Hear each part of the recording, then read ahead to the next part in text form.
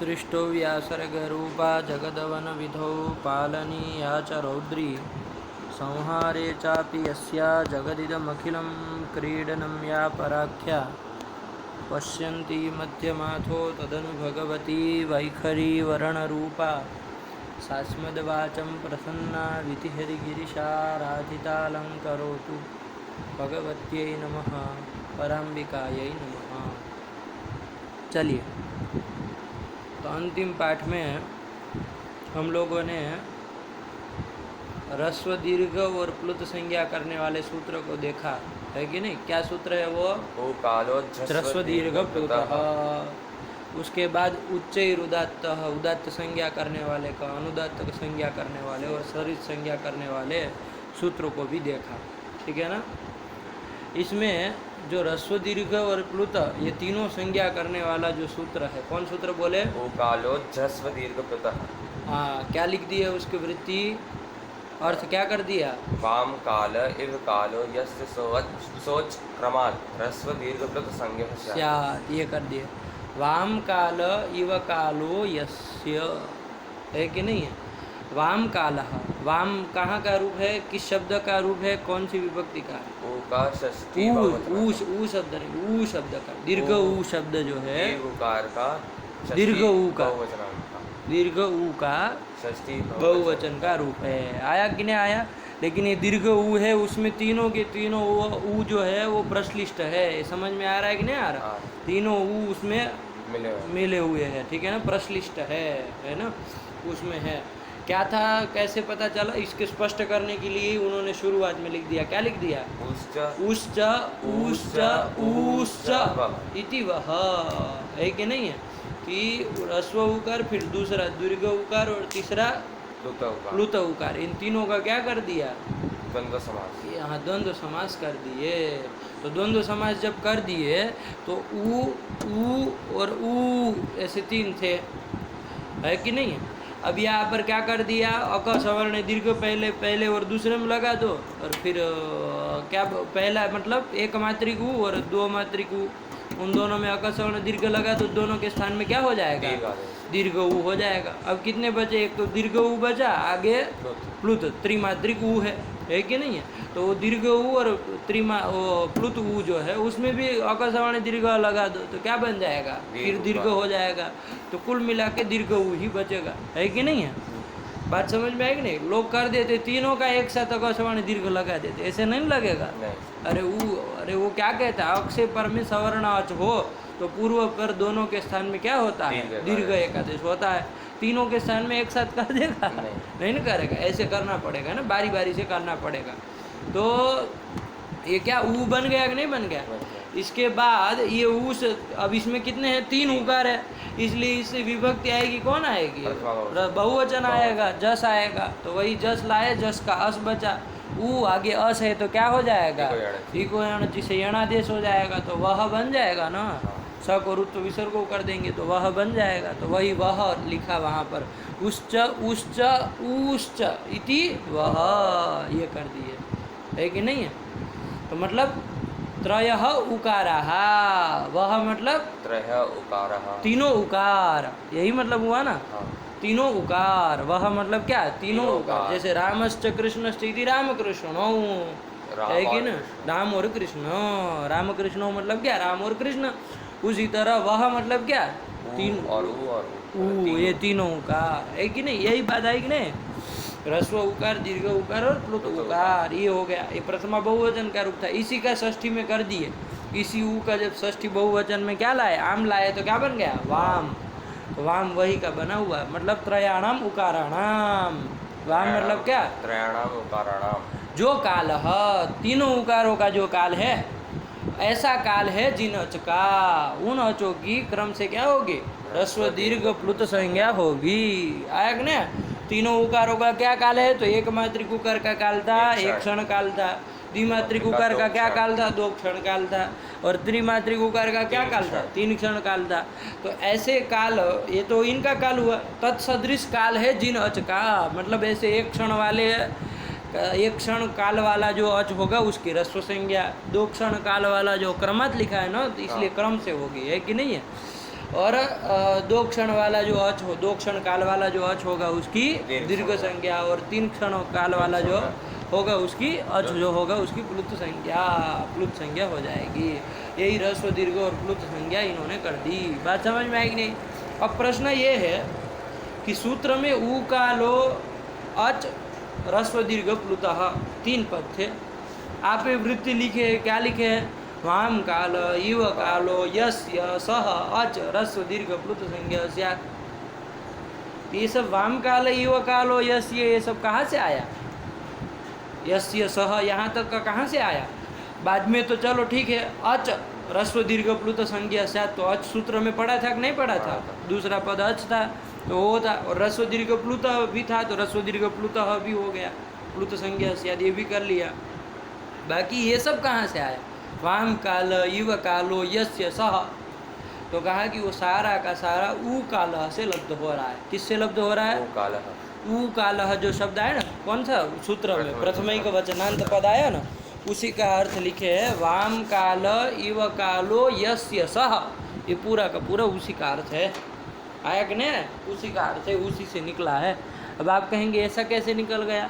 इतना सारा है कि नहीं है, ऊ काल से इतना सारा अर्थ कैसे निकल रहा है? तो उसका क्या समास हुआ ये देख लेंगे तो स्पष्ट हो जाएगा कि कैसे वृत्ति बना ली है कि नहीं है। क्योंकि ऐसे ही मनमाने तरीके से तो हम वृत्ति नहीं ना बनती है हमारे यहाँ। वृत्ति जो होती है वो क्या सूत्र अधीना होती है, सूत्र के अधीन होती है। हम मनमाने ढंग से इसमें कुछ नहीं कह सकते है कि नहीं है। सूत्र से ही वृत्ति बनेगी, सूत्राधीना ही वृत्ति होती है। तो अब कैसे निकाले है भाई ये देखना है ना। तो हम लोग ऊ कालह का थोड़ा समास प्रक्रिया समझ लेते हैं। ऊ कालह का यदि समास समझ लेंगे ना बढ़िया से, तो आपका एक सूत्र क्लियर हो गया है कि नहीं है। तो देखा जाए क्या है ऊ कालह में। तो ऊ कालह में आपको क्या लग रहा है, कौन समास है, क्या है? तो उच्च इति वह तो बना ही लेंगे। षष्ठी में उसका वाम भी बन जाएगा कि नहीं बन जाएगा? वाम कालह इति त्रयाणाम कारणम कालः, वाम कालः इति राज्ञः पुरुषः इति राजपुरुषः, ये हो जाता है ना। उसी तरह वाम कालः इति ऊ कालः बन जाएगा ना। कैसे हुआ है? वाम कालः इति ऊ कालः षष्ठी तत्पुरुष। गंगायाः जलम इति गंगा जलम हुआ है कि नहीं हुआ है? हमारे यहाँ देखो एक थोड़ी सी समझ की प्रक्रिया समझ लो हल्के हल्के से, अभी ज़्यादा उतना अंदर जाने की ज़रूरत नहीं है।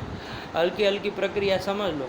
हमारे यहाँ समाज जब करते हैं उसमें एक लौकिक विग्रह होता है, एक अलौकिक विग्रह होता है। क्या होता है? लौकिक विग्रह और अलौकिक विग्रह। लौकिक विग्रह मतलब लोक में जिसका प्रयोग कर सके वो लौकिक विग्रह, और अलौकिक विग्रह मतलब सीधे समझ में आ ही रहा है। अलौकिक विग्रह मतलब लोक में संसार में प्रयोग न कर सके, वही क्या कहलाएगा? अलौकिक विग्रह कहलाएगा। जैसे गंगा जलम हमने कहा, क्या कहा? गंगा जलम ये कहा। तो यहाँ गंगा जलम में लौकिक विग्रह क्या होगा? तो गंगायाः जलम इति गंगा जलम। ये गंगायाः जलम ये जो बोल रहे हैं ना, विग्रह बोल रहे हैं कि नहीं बोल रहे हैं? विग्रह बोल रहे हैं हम। वो तो गंगा जलम ये तो समस्त पद था। कौन पद? समस्त पद। कौन? गंगा जलम। गंगा जलम समस्त। कोई पूछे इसका विग्रह क्या है, तो विग्रह क्या है? तो गंगायाः जलम इति गंगा जलम। ये गंगायाः जलम ऐसा लोक में प्रयोग हो सकता है कि नहीं हो सकता है? हो सकता है। कर सकते हैं ना। गंगायाः जलम आनय, तो गंगायाः जलम इति गंगा जलम बनता है, तो लोक में प्रयोग है। तो ये कौन सा विग्रह हुआ? ये लौकिक विग्रह कहा। आया कि नहीं? ये अलौकिक विग्रह इसका क्या होगा ये हमको देखना है। तो आपको लौकिक यदि पता चल जाए तो अलौकिक पता चलने में कोई ज़्यादा समय नहीं लगेगा, है कि नहीं है। देखो लौकिक क्या बोले थे? गंगायाः जलम। जलम ये था ना। अब आपको करना क्या है? कुछ नहीं करना है। वो गंगायाः जलम जो आपका था उसमें प्रकृति प्रत्यय अलग करके रख देना है। गंगायाः कहाँ का रूप है? षष्ठी एक वचन। षष्ठी एक वचन का किस शब्द से कौन सा प्रत्यय किया है? गंगा शब्द से गस किया है। तो बस उसको रख लो, गंगायाः का रख लो, क्या बन जाएगा? गंगा धन जस, गंगा आगे गस, जस नहीं गस, है कि नहीं? गंगा आगे गस, ये क्या हो गया? गंगायाः का हो गया। इसी तरह जलम का कर लो, जलम कहाँ का रूप है? प्रथमा एक वचन क्या है? ज्ञानम की तरह जलम, जले जलानी चलता है तो जलम है। तो उसका प्रकृति प्रत्यय अलग अलग कर दो।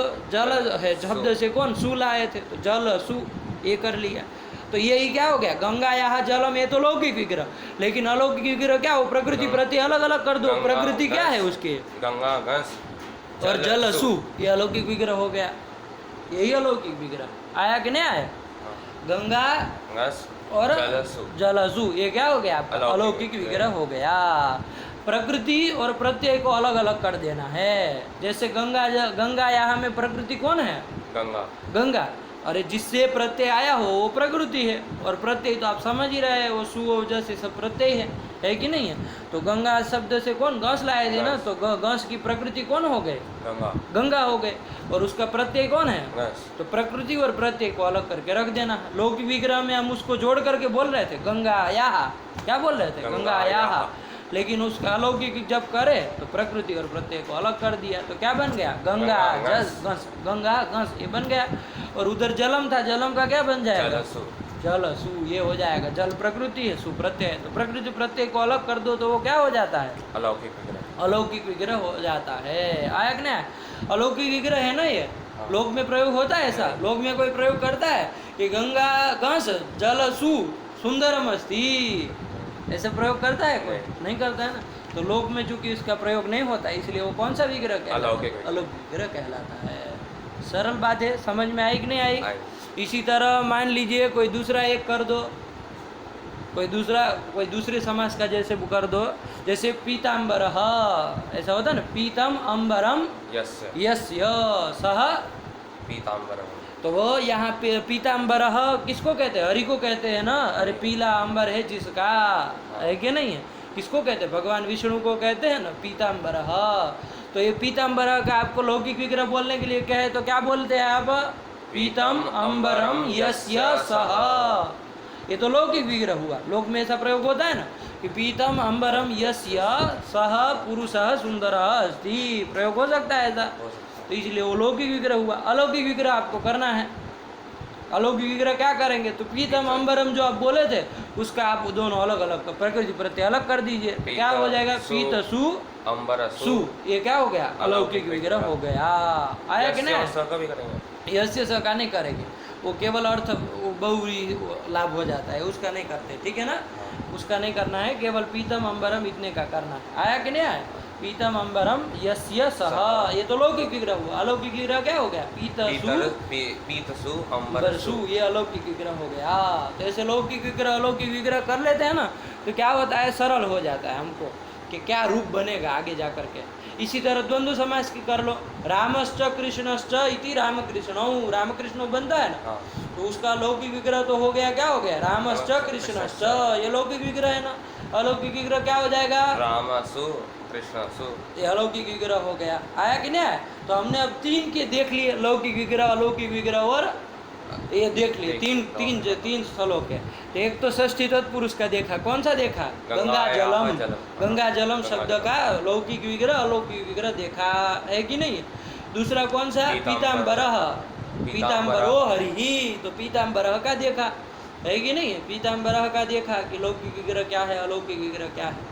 और तीसरा रामकृष्णों का देखा, द्वंद्व समास वाला उदाहरण का देखा कि लौकिक विग्रह क्या, अलौकिक विग्रह क्या। अब देखते हैं इसमें कैसे वो मतलब अंतिम में जाके गंगा जलम, पीताम्बरः और कौन सा दूसरा रामकृष्णो, ये कैसे बन जा रहा है, ये प्रक्रिया हमको थोड़ी समझनी है हल्के हल्के से, ठीक है ना? तो सबसे पहला कौन? गंगा जलम में देखते हैं, षष्ठी तत्पुरुष। लौकिक विग्रह क्या कर दिया उसका? गंगायाः जलम इति गंगा जलम, ये कर दिया। अलौकिक विग्रह क्या किया? गंगांगस जलसु, ये कर दिया ना। देवानंद समझ में आ रहा है?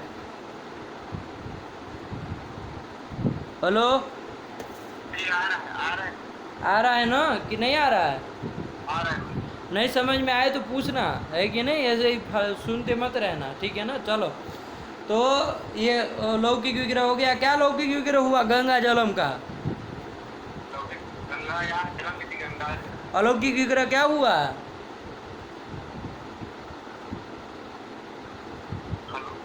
अलौकिक विग्रह क्या हुआ?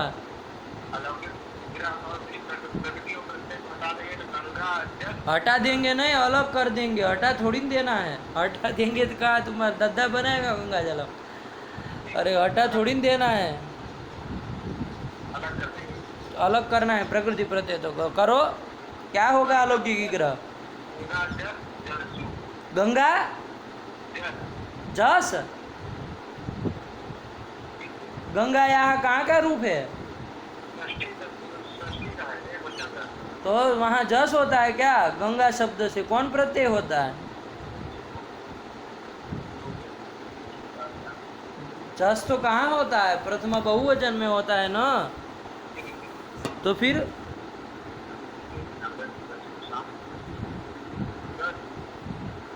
कौन होता है? हैं? क्या? घस होता है। हाँ, तो घस बोलो ना। घस घस क्यों बोल रहे हो? घस यमंगण नम का ग है ना, तो घस बोलो, नासिका से बोलो थोड़ा। तो घस होता है ना। हाँ, तो क्या का वो गंगा क्या बोलोगे? अलौकिक विग्रह जल सु, ये हो गया ना। आया कि नहीं आया? ये अलौकिक विग्रह हो गया। अब हमको देखना है गंगा जलम कैसे बन गया। अरे गंगा घस जलसु था, उसमें से गंगा जलम कैसे बन गया? तो उसकी थोड़ी प्रक्रिया हल्के हल्के से फटाफट समझ लेनी है, ठीक है ना।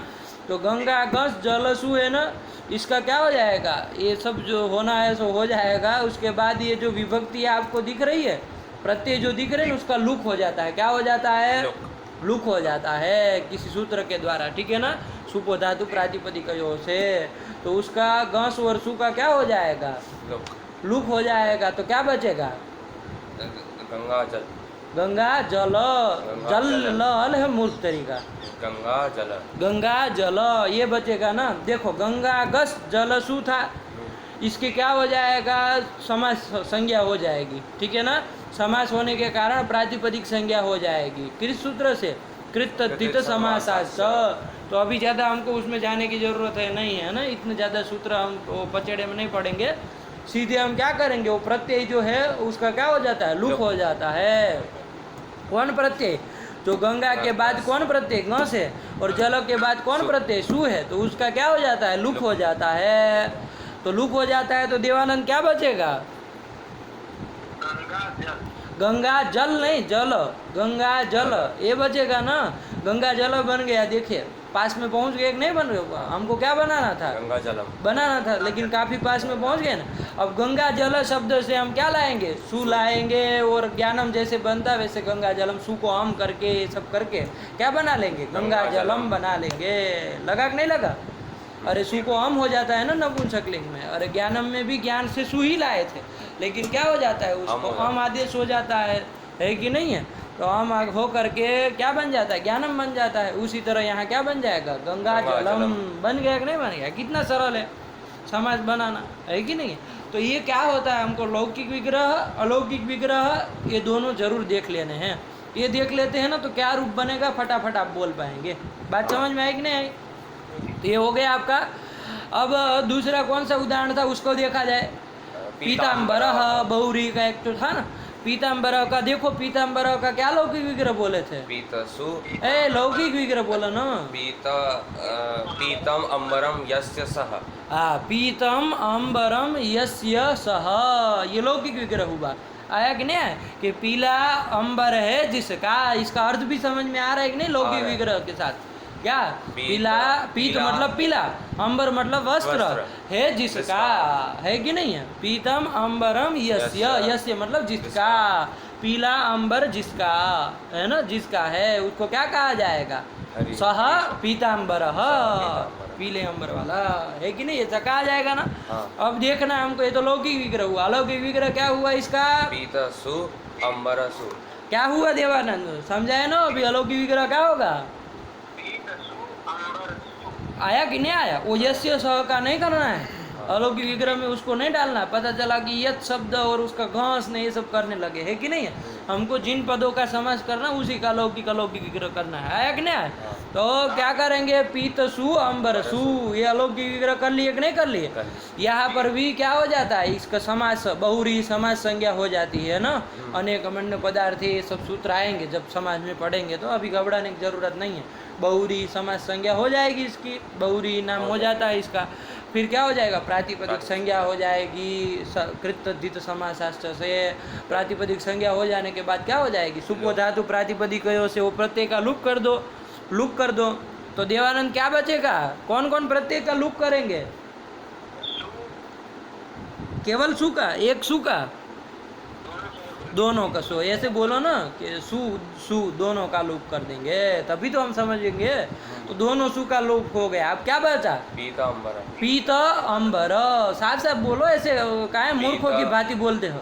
पीत अंबर ये क्या होता है? पीत अंबर। पीत अंबर है कि नहीं है? पूरा है ना, काहे आधा बोलते हो? पीत अंबर ये बन गया कि नहीं बन गया?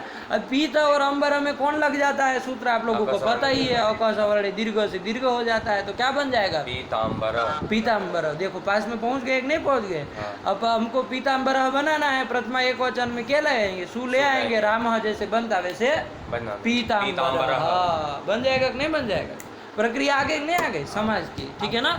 अभी हम कोई सूत्र नहीं जान रहे हैं कि किस सूत्र से समाज संज्ञा हुई, किस सूत्र से मतलब प्रातिपदिक संज्ञा हुई, हमें किसी पचेड़ हम नहीं पढ़ना है, ठीक है ना। फटाफट फटाफट इतना तो निकाल ही लेना है। लौकिक विग्रह करना है, अलौकिक विग्रह करना है, उसके बाद सुप लुप कर देना है। उसमें जो सुप आए ना, सु और जस में से जो भी प्रत्यय है उसका लुप कर देना है।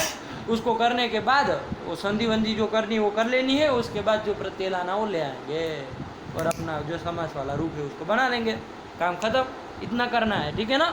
और इसमें घबराने वाली बात नहीं, यदि नहीं आता है धीरे धीरे करते जाएंगे ना तो चढ़ जाएगा दिमाग में। तो ये कर दिया। तीसरा स्थल क्या बताए थे? द्वंद्व वाला बताए थे नो, रामकृष्ण नो। क्या लौकिक विग्रह बोले इसका? रामश्च कृष्णश्च इति। ये लौकिक विग्रह है ना। लौकिक विग्रह किसको कहते हैं? जो लोक में जिसका व्यवहार किया जाए, प्रयोग किया जाए, है ना। लोक में जो प्रयोग करने लायक हो उसको क्या कहते हैं? लौकिक विग्रह कहते। रामश्च कृष्णश्च गच्छतः, तो ऐसा प्रयोग होता है कि नहीं होता? तो ये लौकिक विग्रह हो गया। अलौकिक विग्रह मतलब क्या? जिसका लोक में प्रयोग न किया जा सके, न किया जा सके, है कि नहीं है। तो अलौकिक विग्रह क्या हुआ इसका? देवानंद बोलेगा। हाँ, बहुत अच्छा, ठीक है ना। राम सु कृष्ण सु। अरे प्रकृति प्रत्यय अलग कर देने हैं, कौन बड़ी बात है? अरे रामश्च था ना, तो राम च कृष्ण च, वो तो हम संधि के कारण रामश्च कृष्णश्च बोलते हैं, वरना अलग अलग बोले राम च कृष्ण च। तो राम का प्रकृति प्रत्यय अलग करो। राम शब्द से क्या लाएंगे? तो राम बना है, सु लाएंगे, राम सु, तो सु प्रत्यय हो गया, उसकी प्रकृति क्या हो गई? राम, ये हो गया। इसी तरह कृष्ण च था ना, तो उसका क्या प्रकृति प्रत्यय होगा? कृष्ण सु, कृष्ण सु, कृष्ण प्रकृति सु प्रत्यय। तो बस इसे अलग करके रख देना है, च को छोड़ देना है, ठीक है ना। वो सब नहीं अभी करना है कुछ। बात समझ में आई? तो राम सु कृष्ण सु ये कर दिया। इसकी भी समाज संज्ञा हो जाएगी ना, द्वंद्व समाज संज्ञा हो जाएगी ना, द्वंद्व संज्ञा हो जाएगी। किस सूत्र से? द्वंद्वे च आएगा। अभी हमको इतना पढ़ना नहीं उसमें। और समाज संज्ञा हो जाएगी तो कौन हो जाती है? कृत समासाश्चते। कौन संज्ञा हो जाती? देवानंद। प्रातिपदिक संज्ञा हो जाती है। और प्रातिपदिक संज्ञा हो जाएगी तो सुपो धातु प्रातिपदिक से क्या हो जाता है? सुप लुक हो जाता है ना। उसमें जो सु आए उसका लुक हो जाए, तो किसका किसका लुक हो जाएगा देवानंद? प्रत्यय का।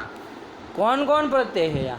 राम सु और कृष्ण सु। राम का भी हो जाएगा पागल तरीका, दोनों सु का हो जाएगा। दोनों सु का हो जाएगा, है कि नहीं। तो क्या बचेगा?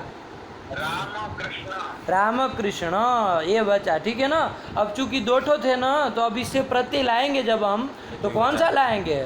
दो थे ना, तो इसको बताने के लिए कौन द्विवचन लाएंगे ना, तो क्या लाएंगे? औ ले आएंगे, है ना। पहले तो दोनों अलग अलग थे तो सु लाए थे, राम कृष्ण बना रहे थे। अब दोनों साथ में कर दिए ना, राम कृष्ण, तो अब दो को बताने के लिए क्या आएगा? द्विवचन आएगा ना। तो इसलिए द्विवचन आएगा तो कौन प्रत्यय आएगा? ओ आएगा। राम कृष्ण आगे ओ है, रामों की तरह क्या बन जाएगा? राम कृष्ण बन जाएगा, राम कृष्ण ओ बन जाएगा ना। तो ये द्वंद्व समास का रूप हो गया। बात समझ में आई? यही समास की प्रक्रिया होती है, और कोई समास की प्रक्रिया नहीं है। लोग घबराते हैं, ठीक है ना। आप एक ही पार्ट में सब समझ गए, है कि नहीं? तीन ठो समास का हम देखे। अब जैसे जैसे आता जाएगा वैसे वैसे देखते चले जाएंगे। इन तीन उदाहरणों को ध्यान में रखेंगे तो कभी कोई समस्या नहीं। क्या करना है समाज की प्रक्रिया में? पहले लौकिक विग्रह, फिर अलौकिक विग्रह, फिर जो भी समास है वो संज्ञा हो जाएगी, प्रातिपदिक संज्ञा हो जाएगी, शुभ लुप कर देना है, ठीक है ना। और क्या कर देना है? फिर जो विभक्ति लानी वो सब विभक्ति ला करके आपका रूप बना लेना है, काम खत्म। आया कि नहीं आया? चलो, ये आपका समास की प्रक्रिया समझ लिए। अब आइए हम यहाँ कौन सा ह्रस्व दीर्घ प्लुत संज्ञा करने वाला सूत्र देख रहे थे? ओ कालो स्वदीर्घ प्लुत, ये देख रहे थे ना। इसमें ऊ का लह का हमको समझना था। है कि नहीं है? क्योंकि वृत्ति जो होती है वो कैसी होती, किसके अधीन? सूत्राधीना वृत्ति ही। क्या बोले? सूत्राधीना वृत्ति। सूत्र के अधीन वृत्ति होती है ना, मनमाने ढंग से नहीं ना बना सकते हम। कोई भी वृत्ति कुछ, कोई सूत्र है और वृत्ति कुछ भी बना दी, ऐसे हमारे यहाँ नहीं चलता है। क्या बताया शुरुआत में ही बताया था ना, वृत्ति कैसी होती है? सूत्राधीना वृत्ति। सूत्राधीना वृत्ति ही, सूत्र के अधीन वृत्ति होती है। अब आप इसकी वृत्ति जो वरदराजाचार्य वृत्ति लिखे ना, उकालो ह्रस्व दीर्घ, क्या लिखे है? वाम काल इव कालो यस्य सोच क्रमाद ह्रस्व दीर्घ प्लुत संज्ञः स्यात्। ये वृत्ति बना दी है। तो इसमें अच ह्रस्व दीर्घ प्लुत संज्ञा स्यात्, ये तो समझ में आया। सूत्र में चूंकि अच था कि नहीं था, और ह्रस्व दीर्घ प्लुत था, तो ह्रस्व दीर्घ प्लुत संज्ञा और स्यात् क्रिया का अध्ययन हम कर ही लेते हैं, ठीक है ना? क्योंकि बिना क्रिया के तो कोई वाक्य नहीं ना होता है। वाक्य का लक्षण क्या बताए थे? एक तिंग वाक्यम। एक तिंग वाक्यम, है कि नहीं? एक तिंग यस्मिन, वो क्या कहलाता? वाक्यम। तिंग मतलब तिंगंत, एक तिंगंत पद होता है जिसमें, उसको क्या कहते हैं? वाक्य। वाक्य कहते हैं ना, ये ध्यान रखना है ना। देखो याद है इसको, देवानंद को याद है कि नहीं? क्या है वाक्य का लक्षण?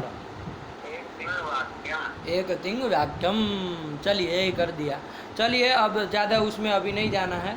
तो हम कह रहे थे कि ये वाम काल इव कालो यस्य सह, ये कहाँ से लब्ध हो गया है ना? सूत्र में से ऐसा कोई पद नहीं ना है, है कि नहीं? सूत्र में तो है ऊ कालह।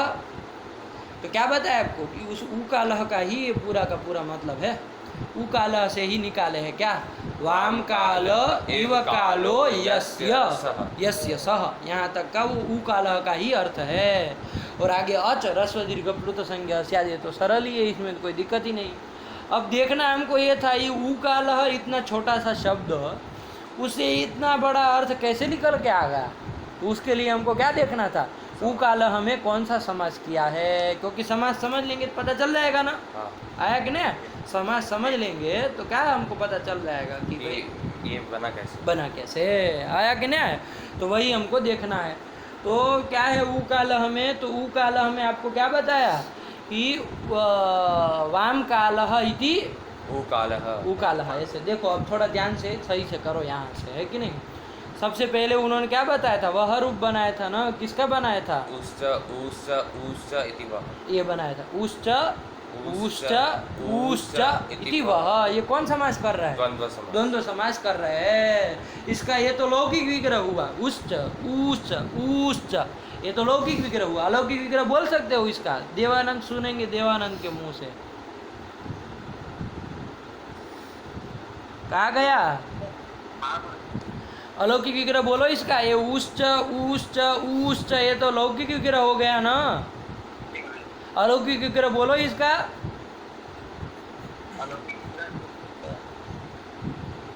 बोलो ना, काय घबरा रहे हो? अरे द्वंद्व समास है ना। द्वंद्व समास वाला क्या उदाहरण बोले थे? तो रामश्च कृष्णश्च ये लौकिक विग्रह था। अलौकिक विग्रह क्या कर दिया? राम कृष्ण। तो उसी तरह यहाँ पर भी बोलो ना, को घबरा रहे हो? उश्च उश्च उश्च, ये लौकिक विग्रह है। अलौकिक विग्रह क्या होगा? हाँ, यही बनेगा लौकिक विग्रह। ऊसु ऊसु ऊसु, यही हो जाएगा ना अलौकिक विग्रह। अब इसका द्वंद्व समास संज्ञा हो जाएगी, प्रातिपदिक संज्ञा। शुभ लुक कर दोगे, ठीक है ना? शुभ लुक कर देंगे। शुभ लुक मतलब किसका किसका लुक हो जाएगा? कौन कौन प्रत्यय?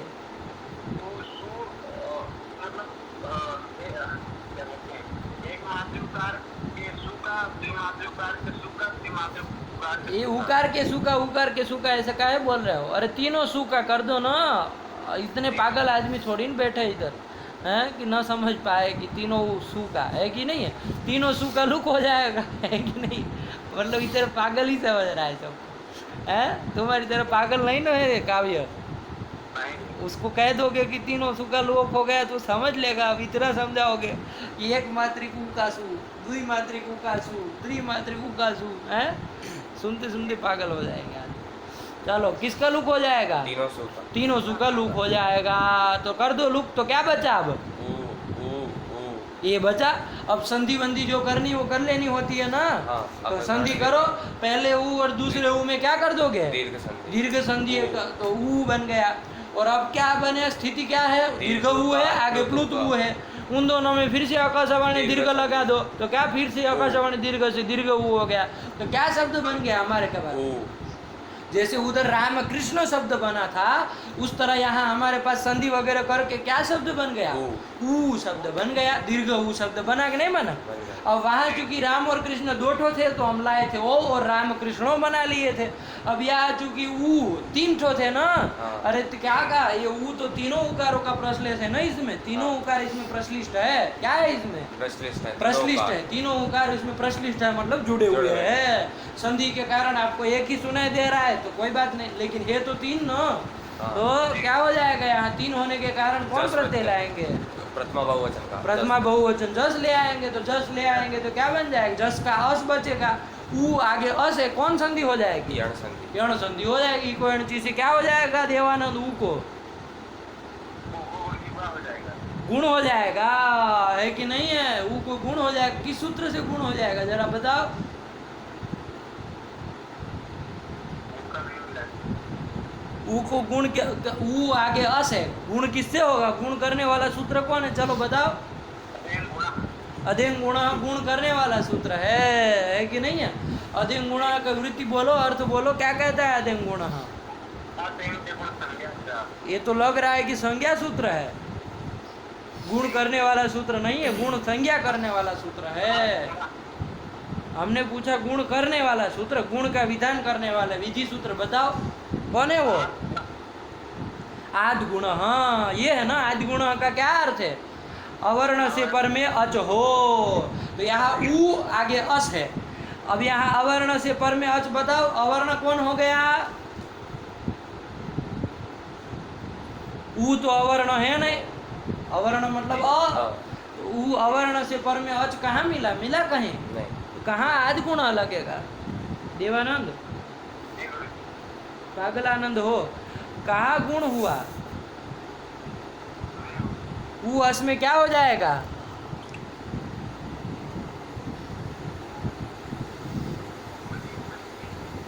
वृद्धि हो जाएगी। अरे बाप रे बाप, वृद्धि को कौन सूत्र से वृद्धि होगी, अब यही करते रहे शाम तक।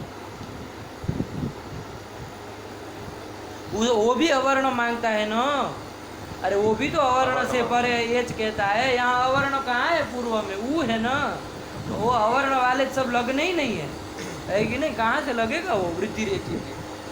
इको यण जी क्या बोले, क्या कहता है वो, आवे यण आवे। हाँ अरे मधु आगे हरि होता है तो कौन सूत्र लगता है, इको यण। अरे मधु के उकार को वह हो जाता है ना, तो वैसे वाला तो है, ऊ के आगे अस है तो कौन लग जाएगा, इको यण। तो ऊ को क्या हो जाएगा देवानंद, वह हो जाएगा। वह हो जाएगा। तो वह हल है, आगे अ से मिला दो क्या बन जाएगा, वस, और स को ऋतु विसर्ग करो क्या रूप बन जाएगा, वह। तो क्या रूप बन गया, रामकृष्ण की तरह यहाँ क्या रूप बन गया, वह। ये वह क्या है, द्वंद्व समास का रूप है, ध्यान रखना, ठीक है ना। क्या लौकिक विग्रह बोले, उश्च इति वह। तो वह बराबर क्या, कोई पूछे वह का हिंदी में अर्थ बताओ तो क्या बताओगे, तीनों उकार। तीनों उकार है कि नहीं। जैसे राम कृष्ण मतलब क्या, राम और कृष्ण, तो उसी तरह वह मतलब क्या, उकार उकार और उकार मतलब तीनों उकार। इसको शॉर्ट में क्या बोल देंगे, तीनों उकार। वह मतलब तीनों उकार है कि नहीं। वह मतलब वो हिंदी वाला वह मत समझना, है कि नहीं। वह मतलब ये वाला, लगा कि नहीं लगा। अब ये तो इधर बन गया, यहाँ तक का समझ में आया। वह मतलब तीनों उकार। अब उसका षष्ठी में क्या बनाएंगे, ऊ शब्द से षष्ठी बहुवचन में आम लाएंगे तो क्या बन जाएगा, वाम बन जाएगा ना। तो वाम कालह इति कालह, वाम कालह कर देंगे। कौन समास करने जा रहे हैं देवानंद, कौन समास लग रहा है, वाम कालह, षष्ठी तत्पुरुष लग रहा है ना। वाम कालह मतलब क्या, तीनों उकारों का काल। वाम कालह मतलब क्या, उकाराणाम कालः। हाँ, त्रयाणाम उकाराणाम कालः, यही तो वाम कालः का मतलब हुआ। तो वाम कालः ये कर दिया, ये तो लौकिक विग्रह हुआ। देवानंद बताओ इसका अलौकिक विग्रह क्या होगा वाम कालः का, हैं? अरे वाम का प्रकृति प्रत्यय अलग करो ना, कौन शब्द से कौन लाए थे प्रत्यय? अरे वाम किस शब्द का बना है? ऊ आम एक बच्चा एक वचन में।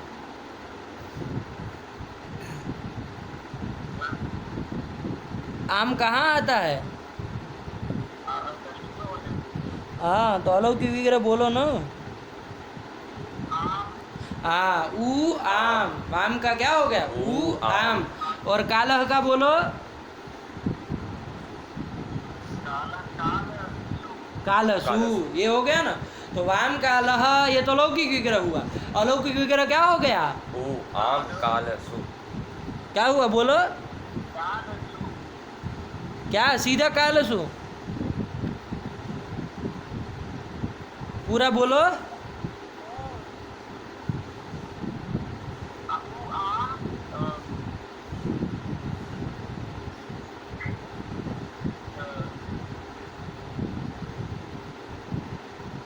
बोलो। हाँ ऊ आम कालसु, यही होगा ना। वाम काल कालो की विग्रह क्या होगा?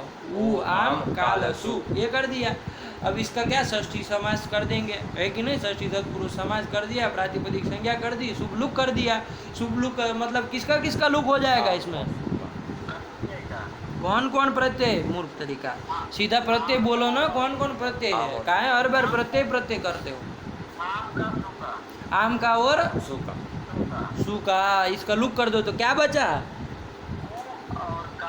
ऊ काल, ये बन गया कि नहीं बन गया? ऊ काल। इसका प्रथमा एक वचन में सु ले आओगे तो क्या बन जाएगा? ऊ कालह ऊ काल, हाँ यही बन गया ना। तो ये ऊ काल मतलब कौन समास का, कौन समास है यहाँ पर? षष्ठी तत्पुरुष समास है। आया कि नहीं आया? वाम कालह इति षष्ठी तत्व ऊ कालह ऊ इति कालह। षष्ठी तत्पुरुष समासः। हड़बड़ाओ मत, आराम से बोलो। क्या पूछना चाह रहे हैं, क्या सुनना चाह रहे हैं उसको बोलो। वाम कालह इति ऊ कालह ऊ कालह, ये बन गया ना। अब आपको वाम ऊ कालह का मतलब क्या है? हिंदी अर्थ बताओ। ऊ कालह मतलब उकार का काल, तीनों उकारों का काल। उकार का ऐसे काल। सही से बोलो। तीनों उकारों का काल। यही तो ऊ कालह का मतलब हुआ। तो ऊ कालह का तो अर्थ हुआ तीनों उकारों का काल, यही अर्थ हुआ ना। तो यहाँ कौन सा ऊ कालह? यही ऊ कालह लग रहा है ना। अरे ऊ कालह बन गया, सूत्र में भी यही ऊ कालह होगा। अब हिंदी अर्थ बोलो चलो। तीनों उकारों का काल, आगे अच है अच्छा। और रस्व दीर्घ प्लुत संज्ञा स्यात् नहीं बना बना। नहीं बना अर्थ आया? नहीं। इसका मतलब अभी और आगे थोड़ा देखना है। षष्ठी तत्पुरुष वाला नहीं है। अक्सर लोग गलती करते हैं। ऊ कालह का समास पूछो, फटाक से बोल देंगे पंडित लोग, वाम कालह इति ऊ कालह। सरल है ना। अरे उश्च उश्च उश्च इति वह, और तेसा मतलब वाम कालह इति ऊ कालह, ऐसा बोल के खड़े हो जाएंगे। लेकिन ये सही होगा? इससे जो हमको अर्थ चाहिए वो निकला? नहीं निकला। हमको तो क्या अर्थ चाहिए था? अरे जो वृत्ति लिखी पूरा का पूरा ऐसा अर्थ चाहिए था ना। वो अर्थ केवल षष्ठी तत्पुरुष वाला इसको मानने से नहीं ना होगा। ऊ कालह को यदि कैसे माने? षष्ठी तत्पुरुष वाला माने तो नहीं ना अर्थ निकलेगा। ऊ कालह का षष्ठी तत्पुरुष मानेंगे तो क्या अर्थ निकलेगा हिंदी में? उस वो तीनों उकारों का काल। तीनों उकारों का काल। अरे वाम कालह, तीनों उकारों का काल। वाम मतलब तीनों उकारों का, और कालह मतलब काल। तीनों उकारों का काल जो है उसी को क्या कहा जाएगा? ऊ कालह। उससे अर्थ लाभ नहीं ना हुआ। तो देखो ऊ कालह बना लिया कि नहीं बना लिया? उसको षष्ठी तत्पुरुष वाले ऊ कालह को बना करके रख लो। अब इससे आगे और समास करना है हमको, ध्यान देना। बात समझ में आई कि नहीं आई? अब क्या करेंगे? देवानंद यहाँ तक का समझ में आया कि नहीं आया? ऊ कालह का क्या अर्थ हो गया हिंदी में बताओ? षष्ठी तत्पुरुष समास वाले ऊ कालह का क्या अर्थ हुआ? तीनों उकारों का काल। अरे जो लौकिक विग्रह बोलते उसका हिंदी कर दो। अरे गंगा जलम का हिंदी अर्थ, हिंदी क्या होगा? गंगा का जल। गंगा का जल है कि नहीं? लौकिक विग्रह बोलो तो समझ में आ जाएगा। गंगा यहाँ जलम इति गंगा जलम, है कि नहीं है? उसी तरह ऊ कालह मतलब क्या? वाम कालह। वाम मतलब तीनों उकारों का काल। कालह मतलब काल। तो ऊ कालह का मतलब षष्ठी तत्पुरुष समास यदि इसको मानेंगे तो उसका अर्थ तो केवल क्या लाभ हुआ? तीनों उकारों का काल। इतना ही अर्थ लाभ हुआ ना। हमको इतने से काम नहीं चलने वाला। हमको तो बहुत लंबा चौड़ा अर्थ करना है। तो अब कैसे करेंगे? तो देखो उकालह बन गया कि नहीं बन गया? बन षष्ठी गया। तत्पुरुष वाला, उसको बना करके रख लो। अब ये उकालह जो बना है उसका और आगे दूसरे किसी पद के साथ समास करेंगे। क्या करेंगे? तो ध्यान से समझना, बहुव्रीहि समास करने जा रहे हैं। उकालह इव कालो यस्य। क्या? उकालः इव कालो यस्य। उकालः इव कालो यस्य, मतलब तीनों उकारों का काल, इति उकालः ये हुआ। और इव मतलब सदृश, मतलब तीनों उकारों के काल के सदृश काल है जिसका, ये करना है हमको। तो हमारा जो अर्थ चाहिए वो निकल जाएगा कि नहीं निकल जाएगा? क्या बोल रहे हैं? उकारः ए। उकालः एव कालो यस्य। उकालः एव कालो यस्य। ये कौन समास करने जा रहे हैं? बहुव्रीहि बहुव्रीहि समास कर रहे हैं। क्या कर रहे हैं देवानंद, बोलो? कालः इव कालो यस्य। ये बहुव्रीहि समास हम करने जा रहे हैं, लौकिक विग्रह बोल रहे हैं, है ना? इसका रूप क्या बनेगा ये हमको देखना है। जैसे पीतम अंबरम यस्य सह बरह बनता है ना, पीताम्बरः। अरे हरि तुम्हारा दद्दा पुल्लिंग है तो कहाँ है पीताम्बरम बनेगा? पीताम्बरः होगा कि नहीं होगा? पीले अंबर वाला जो हरि है वो क्या है? पीताम्बरः। नपुंसकलिंग कर दे रहा है, पीताम्बरम बोल रहा है, फिर क्या कहेंगे उसको? तो बात समझ में आई कि नहीं आई? कि नपुंसकलिंग बोलते हैं पीताम्बर हरि। हरि तुमको नपुंसकलिंग समझ में आ रहा है? नपुंसक नहीं ना है, पुरुषोत्तम है वो, है कि नहीं है? क्या है? पुरुषोत्तम है। पुरुषेषु उत्तम, पुरुषों में उत्तम है। तो पुरुष होगा तभी तो पुरुषेषु उत्तम कहेंगे। चलो, तो क्या निकल कर के आया यहाँ प्रकृत में? उकालह बना लिया, वाम कालह उकालह षष्ठी तत्पुरुष वाला बन लिया। तो उससे हमारा काम नहीं ना चल रहा है, इसलिए हम क्या किए? एक और आगे समास करने जा रहे हैं। क्या कर रहे हैं? बहुव्रीहि समास। क्या बोले वो विग्रह? उकालः इव कालो यस्य यस्य सह। अब इसका रूप क्या बनेगा वो तो हम देखेंगे, ठीक है ना? इस कालों की विग्रह बोलो जरा। उकालह कालह ऐसे है ना, तो उकाल सु और इव को छोड़ दो, कालः सु। वो इव तो है ना, आपको अर्थ समझाने के लिए बोले है, उसका उसमें समास में नहीं ना आएगा वो, केवल उसको ही बोलो, है ना? यस्य सह जैसे हटा दिया ना, वैसे इव को भी हटा, उसको भी नहीं बोलना। अलौकिक विग्रह उकालसु कालसु ये बन गया। अलौकिक विग्रह क्या होगा देवानंद? काल कालसु। लौकिक विग्रह पहले बोलो।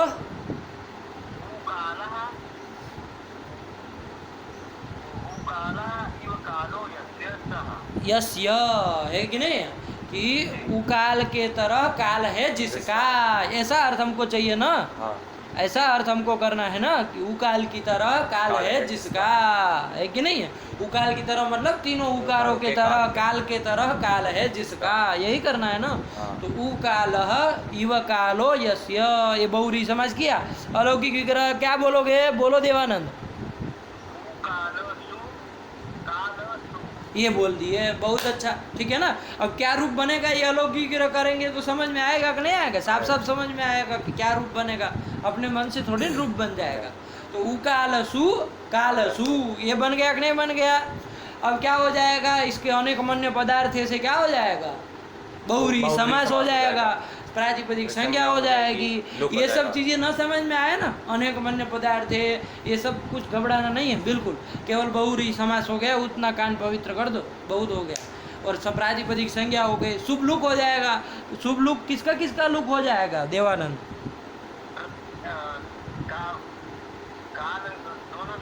दोनों सु का लुक हो जाएगा। तो बताओ अब क्या बचेगा? ये बचा। अब इसका प्रथमा एक वचन में क्या रूप बन जाना चाहिए? उकाल कालः ऐसे बनना चाहिए ना, बस यही वाला है यहाँ पर, यही वाला है यहाँ, उकाल कालः यही तो है यहाँ पर, इसी को लेकर के, और यही वाला, इसी का तो अर्थ हम लोग लिख रहे हैं। उकाल इव कालो यस्य सह अच ह्रस्व दीर्घ प्लुत संज्ञः स्यात्। तो यही उकाल कालः। अब आपके दिमाग में एक प्रश्न आएगा कि भाई सूत्र में तो उकालः लिखा है, उकाल कालः लिखा नहीं है। तो देखो उकाल कालः यहाँ तक तो बन गया कि नहीं बन गया? अब यहाँ कोई एक सूत्र आता है कि नहीं है? कोई एक वार्तिक आता है, ये पंडित जी लोगों को पूछते हैं, देखते हैं कौन बुद्धिमान है ना, वैयाकरण है, सब देखते हैं कौन वार्तिक बता दो जी। ओ मूर्ख तरीका, पूछा तुमको, इसको बोलने दो कौन वार्तिक है। उकाल कालह बना, अब कौन वार्तिक लगेगा कि जिसके कारण उकालह रूप बन जा रहा है। उकाल कालह 2 बार काल नहीं सुनाई दे रहा, मतलब एक काल का लोप हो जाएगा ना, तो कौन सूत्र है, यही पूछ रहा है। नहीं पता, बोलो तुम। सप्तम उपमान पूर्व पदस्य वाक्यो वाच्योत्तर पद लोप। ये आया कि नहीं आया? उकाल कालह बोल रहे हैं ना, उसमें जो पहले उकाल में जो काल है ना, उसका लोप हो जाता है, ठीक है ना। अभी ज़्यादा हमको उस वार्तिक के उसमें भी नहीं जाना है, लेकिन उसका लोप हो गया। लोप हो गया तो क्या बचा? उकालः, यही बचा ना, वही वाला है। लेकिन इसका विग्रह, अब कोई पूछे यहाँ उकालह ये कौन सा समास है यहाँ पर, तो क्या बोलोगे? बहुरी समास है। कौन समास है? बहुव्रीहि समास। वो एक काल का लोप हो गया तो क्या हो गया है? तो वही समाज, तो वही है वो, तो समाज के कारण लोप हो गया है कि नहीं है? तो एक का लोप हो गया तो क्या बन गया? उकालह। कौन समास है? बहुरी समास। इसका विग्रह बोलो, कोई कहे तो क्या बोलोगे? वाम काल उकालः इव कालः यस्य यस्य सह सह उकालः। बात समझ में आएगी नहीं? क्या बोलोगे? उकालः इव कालो यस्य सह उकालः, उसको कहा जाएगा उकालः। बात समझ में आएगी नहीं? कि उकाल के सदृश काल है जिसका, है ना, उसको क्या कहा जाएगा? उकालः। तो ऐसा जो उकालः अच होगा, उसकी क्रम से ह्रस्व दीर्घ प्लुत संज्ञा होगी। अर्थ आएगा? आ गया ना? क्या बोले देवानंद? उकालह में कौन समास है? यहाँ सूत्र में जो उकालह है वहाँ पर षष्ठी तत्पुरुष है ना, षष्ठी तत्पुरुष समास है ना, बहुरी समास है। अब समझ रहा है कि नहीं है? देखो ऐसे समझते रहोगे ना तभी हम ऐसे रखेंगे, वरना ऐसे गजर बजर करोगे, वहाँ कुछ दूसरा काम कर रहे हो, तो ऐसे थोड़ी ना मतलब तुम्हारे पीछे पड़ेंगे, है कि नहीं?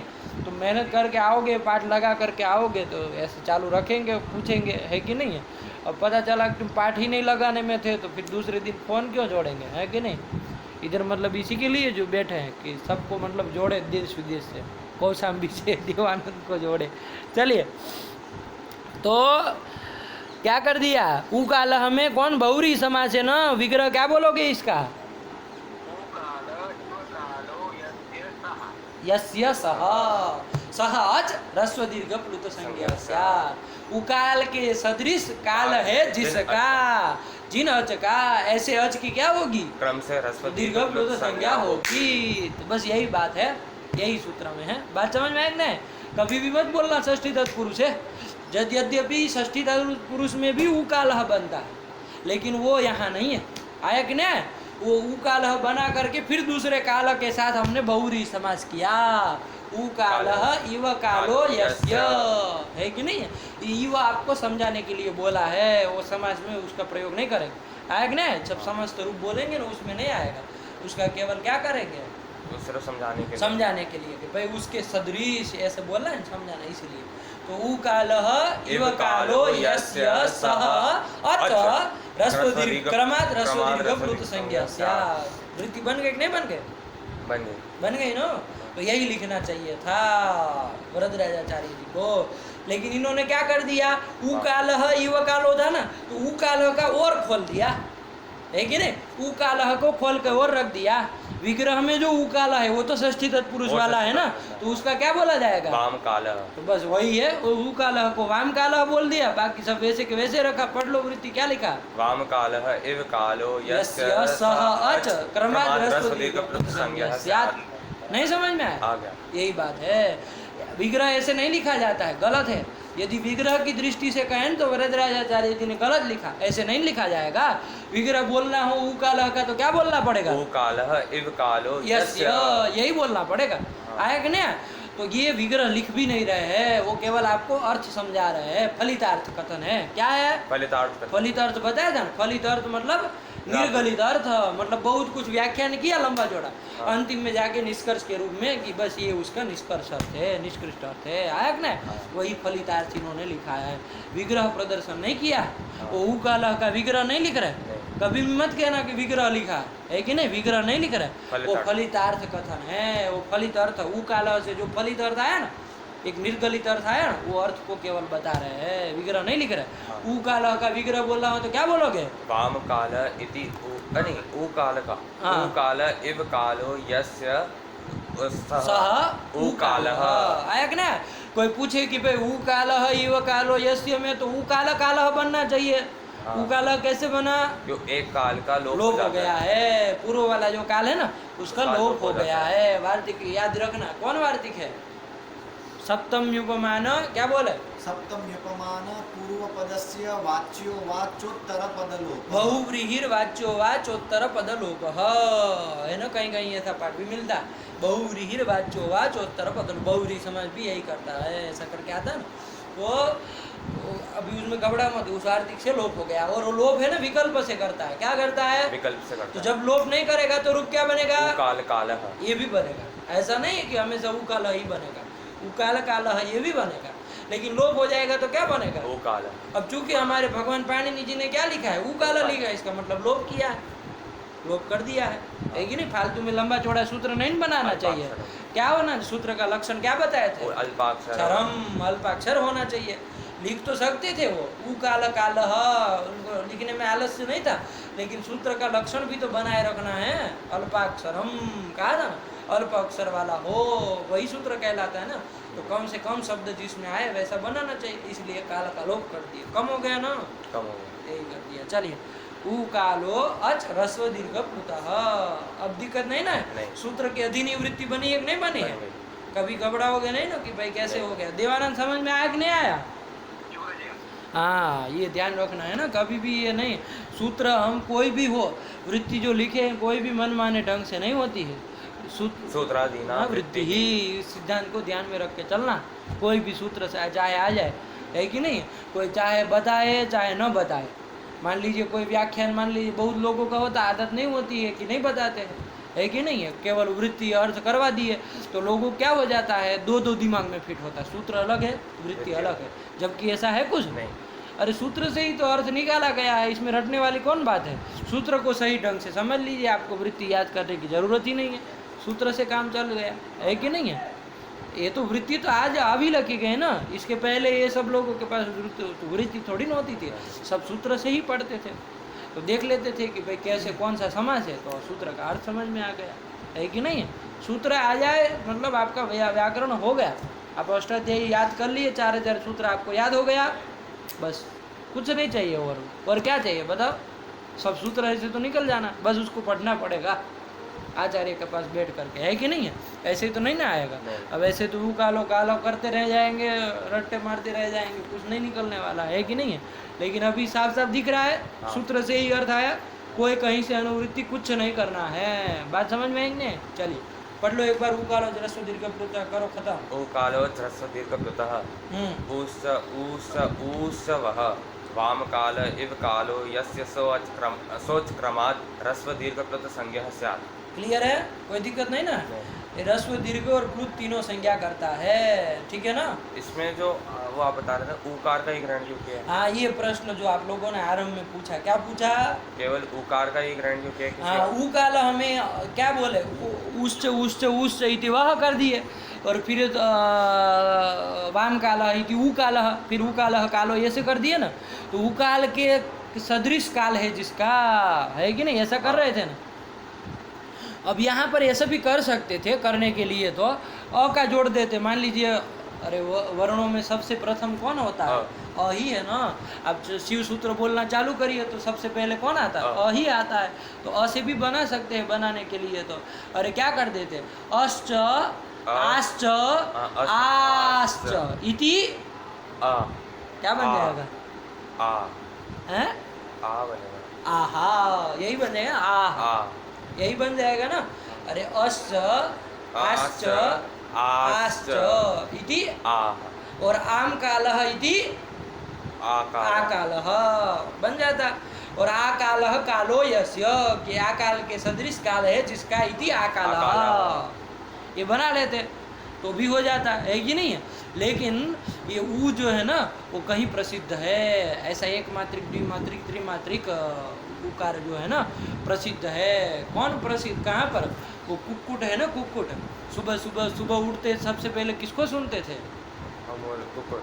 वो मुर्गी को सुनते हैं ना, हाँ। वो कुक्कुट कुक्कुट ही कहते हैं ना उसको। उस कुक्कुट को सुनते हैं तो वो कुक्कुट जो बोलता है उसका क्या बोलता है, तो वो पता है उसके, वो आवाज़ पता है, सुने हो कभी? कुकड़ू को ऐसा। तो उसमें क्या वो स्वर क्या लगा रहता है, आ लगा रहता है कि ऊ लगा रहता है?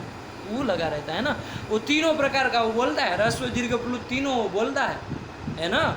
क्या बोलता है, इसको देखो आवाज़ निकालना आता है उसका उसको आता है आवाज़ निकालना है, वो बोलता है विनीत को आता है, विनीत को आता है कुक्कुट का अर्थ उसको आता है, उसको पूछो क्या क्या बोलता है वो, तीनों बोलना, एक भी कम हुआ तो मारेंगे, याद रखना। में से हाँ बोलो, क्या बोलता है वो, ऐसे ऐसे बोलता है ना। तो उसमें पहला वाला रस्व, फिर बीच में दीर्घ और फिर कूत हो जाता है ना। तो उसमें ऊ जो है उधर प्रसिद्ध है कि नहीं। तो ये कुक्कुट की आवाज़ को ध्यान में रख करके, है कि नहीं, चूंकि प्रसिद्ध ध्वनि है ना, सब लोग इसको जानते हैं, आप हमार सब लोग इसको जानते हैं। तो उसमें जो ऊ था, इसलिए उसी ऊ को ही पकड़ लिए भगवान पाणिनि जी, ठीक है ना। वो आ वाली प्रसिद्ध नहीं है ऐसी, कोई बोलता है ऐसा आ ऐसा कोई बोलता है नहीं ना, बोलता है ऐसा ह्रस्व दीर्घ प्लुत वाला। और कोई प्लुत बोलता होगा तो प्लुत ही बोलता होगा, कोई ह्रस्व बोलता होगा तो ह्रस्व ही बोलता होगा। लेकिन ये ऊ का तीनों मिल जाता है। वो कुक्कुट जो आवाज़ करता है ना, शब्द करता है ना, हाँ। रुत करता है ना, रुत कहते हैं शब्द को। तो कुक्कुट रुतानुकरणम, क्या है वो, कुक्कुट रुतानुकरणम। ये ऊ जो है ना, वो कुक्कुट का रुत मतलब शब्द है, उसका अनुकरण किया गया है ना। प्रसिद्ध जो था उसको लेकर के बनाया गया, ठीक है ना। तो इसमें वो नहीं करना है कि नहीं। वो सारे लोग समझ पाए कि हाँ ये तीन प्रकार के, ऊ काल का काल प्रसिद्ध था ना, आकाल का काल प्रसिद्ध नहीं है, तीनों प्रकारों का प्रसिद्ध था नहीं ना था। ये कुक्कुट वाला जो ऊ था, वहाँ पर ऊ का काल प्रसिद्ध है, एक मात्रिक द्विमात्रिक त्रिमात्रिक तीनों ऊकारों का काल प्रसिद्ध है ना। तो उसी को लेकर के सूत्र बनाया, आया कि नहीं। तो इसमें आप कुछ उद्य नहीं ना करोगे कि भाई पहला तो अ था, आ को क्यों नहीं पकड़े, अरे प्रथमतः वर्णों में कौन अ था, तो अ को क्यों नहीं लिए, ऊ को क्यों ले लिए, तीसरे नंबर का था अ ई ऊ, ई को क्यों छोड़ दिए, ऊ को। तो ये सब अ ई वाला प्रसिद्ध नहीं था, ई अ ई वाला प्रसिद्ध नहीं था। ये ऊ का जो है ना, तीनों काल वाला ऊकार जो था ना, वो प्रसिद्ध है, कोई पक्षी है कि नहीं, कुक्कुट रुतानुकरणम, है ना। तो वो प्रसिद्ध था ना, इसलिए वो प्रसिद्ध वाले ऊकार को ही काल को पकड़ लिया, और उसके सदृश काल। अरे किसी का सदृश बताना हो तो जिसका सादृश्य बता रहे वो प्रसिद्ध होना चाहिए ना। मैं पूछूं, वो कहूँ कि भाई उससे उधर से वो राम को बुला करके लाओ, तो आप कहेंगे मैंने राम को नहीं देखा, कौन सा है। अब मैं कहूँ कि वो श्याम की तरह दिखता है, तुम कहोगे श्याम भी नहीं देखा है उसका तरह का, मुझे पता यहाँ कोई जानते हो तुम जिसको, उसके सदृश बताना पड़ेगा ना। जैसे इसको विनीत को जानते हो तो मैं कहूँ कि विनीत के जैसा दिखता है, ऐसा बताना चाहिए ना। वैसे उकाल के सदृश काल हमको पकड़ना है तो पहले उकाल का प्रसिद्ध होना चाहिए ना, ऊका काल। तो वही उकाल प्रसिद्ध जो था वही पकड़ा, है ना। कुक्कुट का आवाज में तीन उकारों के काल प्रसिद्ध थे कि नहीं थे, इसलिए उसको पकड़ा।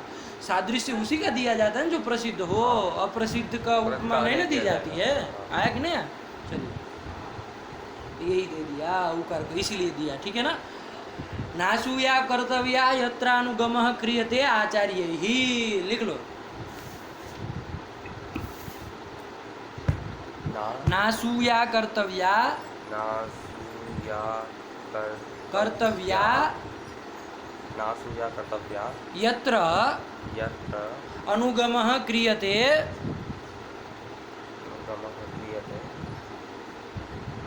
क्रीरस्व आचार्य ही, आचार्य ही राम ही की तरह आचार्य ही, आचार्य का तृतीय बहुवचन।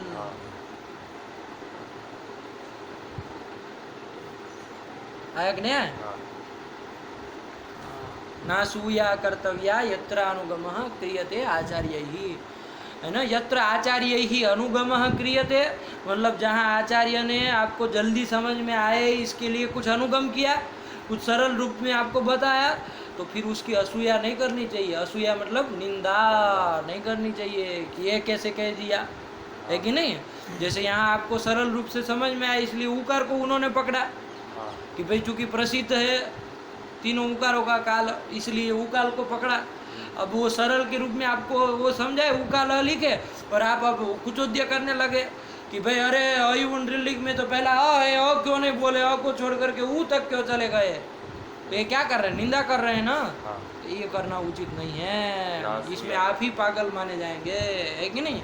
अरे आचार्य ने आपको समझाने के लिए सरल लिखा, अब उसमें आप असूया करने लगे, निंदा करने लगे, ये ठीक बात नहीं ना है। नहीं है, आया कि नहीं। नासूया कर्तव्या यत्र अनुगमः क्रियते आचार्यैः, यत्र आचार्यैः अनुगमः क्रियते। मान लीजिए आचार्य क्या करा रहे हैं, अनुगम करा रहे हैं, है कि नहीं है, कुछ करा रहे हैं आपको, मतलब सरल रूप से समझा रहे हैं कि किसी ढंग से समझा रहे हैं। अब आप कहे कि अरे ऐसा कैसे कर दिया, वैसे कहना चाहिए, है कि नहीं है। तो ये बात, ये सा असूया निंदा करना ये ठीक नहीं है, नहीं करनी चाहिए, यही कहना। बात समझ में आए कि नहीं। असूया न कर्तव्या। चलिए, तो यही उकाल का देवानंद समझ में आया कि नहीं। क्या पूछ रहे थे, आ क्यों नहीं कहा, इन क्यों नहीं कहा, आया समझ में। उकाल क्यों कहा, क्योंकि तीनों उकारों का काल प्रसिद्ध था, तो उस प्रसिद्ध काल को ही लेकर के उन्होंने उकाल युवा कालो यस्य कर दिया। लगा कि नहीं लगा। चलिए यही कर दिया, ये सब समझ के रखो। चलो प्रश्न आए कोई बात नहीं है ना, पूछ लिया करो, ऐसा कोई अर्जा नहीं है, प्रश्न पूछने में दिक्कत नहीं है। ये नहीं कि आपको प्रश्न पूछने का मना कर रहे, प्रश्न तो आप पूछ ही सकते हैं, ठीक है ना, लेकिन फिर समझ करके रखो। हाँ चलो, हाँ ये कर दिया। अब उकार ह्रस्व दीर्घ प्लुता में कोई दिक्कत नहीं ना है। चलिए, अब यहाँ पर आपको एक बताया था, सप्रत्येकम उदात्तादि भेदेन त्रिधा। ये जो अच है ना, जिसकी ह्रस्व दीर्घ प्लुत संज्ञा हुई, वो क्या हो जाएंगे, उदात्तादि भेद से तीन प्रकार। इसमें बताओ तो ह्रस्व दीर्घ प्लुत संज्ञा किन किन वर्णों की ह्रस्व दीर्घ प्लुत संज्ञा हुई थी। अ ई उ री की ह्रस्व दीर्घ प्लुत संज्ञा हुई थी, रे की ह्रस्व और प्लुत संज्ञा हुई थी। दो ही हुई थी, दीर्घ नहीं हुई थी ना। दीर्घ क्यों नहीं हुई थी, क्योंकि उसका दीर्घ नहीं होता, क्योंकि जो दीर्घ उकार है उसके दीर्घ उकार है उसके काल के सदृश काल वाला री है कि नहीं। आया क्या, न शास्त्र में न लोक में है कि नहीं। लोक में तो है ही नहीं, दूर दूर तक का नहीं है, लेकिन शास्त्र में भी ऐसा री नहीं है। कैसा, दीर्घ द्विमात्रिक उकार के उच्चारण काल के सदृश जिस रिकार का काल है, ऐसा रिकार नहीं मिलता। ऐसा काल नहीं, ऐसा रिकार नहीं मिलता, नहीं है। इसलिए जब है ही नहीं तो दीर्घ संज्ञा की रिकार नहीं है, दीर्घ संज्ञा किसी रिकार की होगी नहीं, तो ह्रस्व और प्लुत ही होती है। आया कि नहीं। और फिर ओ आई औ की ह्रस्व संज्ञा नहीं होती, दीर्घ और प्लुत संज्ञा ही होती है। क्यों, क्योंकि ये आई ओ औ इन सबको बोलने में एक मात्रिक बोल ही नहीं सकते है कि नहीं है। आया कि नहीं। न शास्त्र में ऐसा एक मात्रिक बोलने का व्यवहार है, न लोक में भी ये ऐसे नहीं ना बोलते हैं, ये ऐसे नहीं ना बोलते हैं। ये इतना लगता है कि नहीं लगता है। तो वो क्या है, एक मात्रिक उकार के काल के सदृश काल वाला ये ओ ऐ औ है ही नहीं, तो इसलिए उसकी ह्रस्व संज्ञक ये ओ ऐ औ है ही नहीं, तो दीर्घ और प्लुत ही होगी। आया कि नहीं आया। तो ये ध्यान रखना है कि ह्रस्व संज्ञा कौन, अ ई उ ह्रस्व दीर्घ प्लुत तीनों संज्ञा वाले कौन कौन हुए। अ ई उ री री जो है उसके दीर्घ संज्ञा नहीं है, और ए ओ ऐ औ की ह्रस्व संज्ञा नहीं है। आया कि नहीं। ये यहाँ तक ह्रस्व दीर्घ प्लुत संज्ञा का प्रकरण हम लोगों ने देख लिया। इसके बाद क्या बताया, एक पंक्ति से बताया ना, सप्रत्येकम उदात्तादि भेदेन त्रिधा। स का अर्थ क्या बताया, स मतलब ह्रस्वादि संज्ञा को अच्छा, मतलब प्राप्त कर ली है ह्रस्व संज्ञा आदि जिसने, ऐसा जो अच है वही सह से कह रहे। सह प्रत्येकम, वो प्रत्येक क्या क्या होगा, उदात्तादि भेदेन त्रिधा, उदात्तादि के भेद से तीन प्रकार का हो जाएगा। उदात्तादि आदि से किसको लेना है, उदात्त संज्ञा आदि से किसको लेना है, उदात्त और स्वरित को लेना है। ये उदात्तादि भेदेन त्रिधा तीन प्रकार का होता है। तो मतलब ह्रस्व संज्ञा जिसकी हुई वो उदात्त, अनुदात्त और स्वरित के भेद से तीन प्रकार का हो जाएगा। दीर्घ संज्ञा जिसकी हुई वो भी उदात्त, अनुदात्त, स्वरित के भेद से तीन प्रकार का हो जाएगा। और प्लुत संज्ञा जिसकी हुई वो भी उदात्त, अनुदात्त, स्वरित के भेद से तीन प्रकार का हो जाएगा। जैसे अकार का बोलो, ह्रस्व अकार, ह्रस्व अ उदात्त, उदात्त ह्रस्व अ ह्रस्व अ क्यों बोल रहे, अकार बोलो ना। ह्रस्व अकार उदात्त, ह्रस्व अकार अनुदात्त, ह्रस्व अकार स्वरितः, ये कर दिया। अब इसी तरह दीर्घ अकार जो है दीर्घ अकार उदात्तः, दीर्घ अकार अनुदात्तः, दीर्घ अकार स्वरितः, स्वरितः। ठीक, प्लुत चलो। अकारः, प्लुत अकार उदात्तः, प्लुत अकार अनुदात्तः, प्लुत अकार स्वरितः। आया कि नहीं? इसी तरह ई का बोल लो। ह्रस्व इकार उदात्तः, ह्रस्व इकार अनुदात्तः, ह्रस्व इकार स्वरितः, दीर्घ इकार उदात्तः, दीर्घ इकार अनुदात्तः, दीर्घ इकार स्वरितः, प्लुत इकार उदात्तः, प्लुत इकार अनुदात्तः, प्लुत इकार स्वरितः। ये उकार का बोलो देवानंद तुम। ह्रस्व उकार उदात्त, ह्रस्व उकार अनुदात्त, ह्रस्व उकार स्वरित, दीर्घ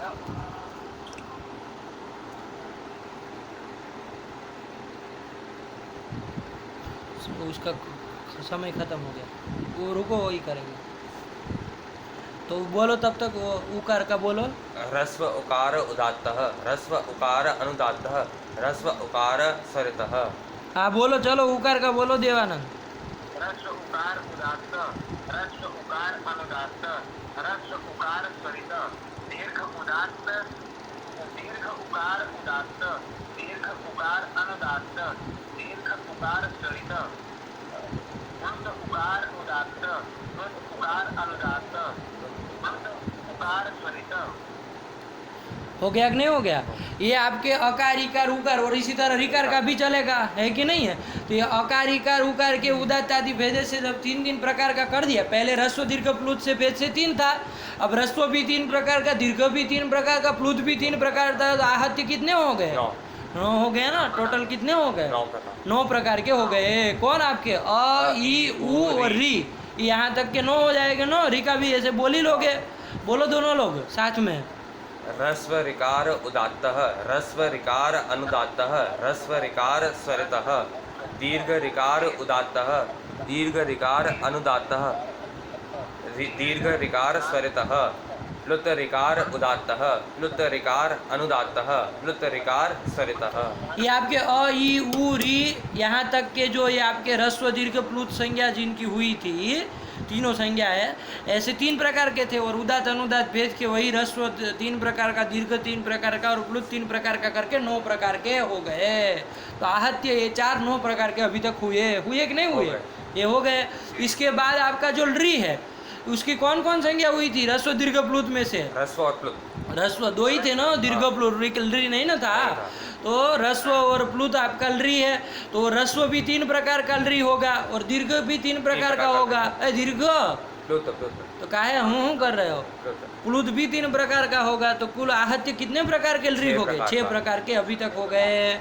इसी तरह ए ओ ऐ औ ये भी आपके क्या है? ह्रस्व संज्ञा तो है नहीं। कौन है? दीर्घ और प्लुत। तो दीर्घ भी 3 प्रकार का, प्लुत भी 3 प्रकार का, तो 6 प्रकार के ये भी हो गए। आया कि नहीं आया? तो ये इतना भेद आप प्रभेद समझ लिए कि नहीं समझ लिए? री का बोल लो, चलो 6 भेद। ह्रस्व रिकार उदात्तः, ह्रस्व रिकार अनुदात्तः, ह्रस्व रिकार स्वरितः, प्लुतल रिकार उदात्तः, प्लुतल रिकार अनुदात्तः, प्लुतल रिकार स्वरितः। हाँ, एकार का बोल दो, चलो एक ठो देवानंद। एकार का बोलो। दीर्घ एकार उदात्त, दीर्घ एकार अनुदात्त, दीर्घ एकार स्वरित, वृत्त एकार उदात्त, वृत्त एकार अनुदात्त, वृत्त एकार स्वरित। समझता है कि नहीं? चलो बहुत अच्छे। तो ये आपने भेद कर लिए, ठीक है ना? अ ई उ री के री तक के 9 हो गए, री के 6 हो गए, ए ओ ऐ औ के भी 6 हो गए। यहाँ तक ये हुआ कि नहीं हुआ? अब प्रश्न आया था कि भाई उदात्त आदि भेद से 3 प्रकार के तो हो जाएंगे। ह्रस्व दीर्घ और प्लुत जो है वो सब 3 प्रकार के तो हो जाएंगे, लेकिन ये उदात्त और अनुदात्त और स्वरित है क्या चीज़? तो उसके लिए आपको सूत्र तीनों पढ़ा दिए गए थे, ठीक है ना? सबसे उदात्त संज्ञा करने वाला सूत्र क्या आया था? उच्चैर उदात्तः, उच्चैर उदात्तः। उच्च ही मतलब उच्च ही मतलब ऊर्ध्वभागे, ऊर्ध्वभागे। और उसका अर्थ भी कैसे निकला है समझाया, इसमें कोई दिक्कत नहीं ना थी। ऊर्ध्वभागे निष्पन्न क्रिया का अध्ययन किए थे। अच की अनुवृत्ति लाएंगे। हाँ, अच की अनुवृत्ति कहाँ से लाए? उकारोज ह्रस्व दीर्घ प्लुतः, वहाँ से अच की अनुवृत्ति लाए, तो क्या अर्थ बन गया? अभी तक बना ऊर्ध्वभागे निष्पन्न अज उदात्त संज्ञा संज्ञा। ऊर्ध्व भाग में निष्पन्न जो अच है वो क्या होता है? उदात्त संज्ञक होता है, उसकी उदात्त संज्ञा होती है। इतना अर्थ निकल गया कि नहीं निकल गया? उच्च इसका क्या अर्थ कर दिए? ऊर्ध्वभागे, है कि नहीं? ऊर्ध्वभागे अच की अनुवृत्ति आई थी, तो ऊर्ध्वभागे अच उदात्त संज्ञा अस्यात्, तो कुछ नहीं ना बन रहा। नहीं, तो लेकिन निष्पन्न क्रिया क्रिया का, निष्पन्न क्रिया का अध्याहार किया, है कि नहीं? तो क्या बन गया? ऊर्ध्वभागे निष्पन्न अच उदात्त संज्ञा स्यात्। ऊर्ध्वभाग में निष्पन्न मतलब उत्पन्न जो हुआ जो अच है उसकी क्या होगी? उदात्त संज्ञा होगी। बात समझ में आए कि नहीं आई? अब क्या प्रश्न होगा? ऊर्ध्वभाग के निष्पन्न अच का किसका ऊर्ध्वभाग, है कि नहीं है? क्योंकि ये सब क्या होते हैं अपने शाखा आकांक्षा करेंगे किसका ऊर्ध्वभाग। तो चलो किसका ऊर्ध्वभाग? तालवादी स्थानों का। तालवादी स्थानों का ऊर्ध्वभाग। तो क्या कर दिए? तालवादिषु स्थानेषु ऊर्ध्वभागे निष्पन्न अज उदात्त संज्ञा स्यात्। अब इसके बाद क्या बताया था कि यदि तालवादी स्थान अखंड होते तो अखंड होते तो उनका कोई ऊर्ध्वभाग अधोभाग नहीं ना होता। नहीं होता। कोई पदार्थ मान लीजिए अखंड है तो उसका ऊर्ध्वभाग अधोभाग हो सकता है? नहीं।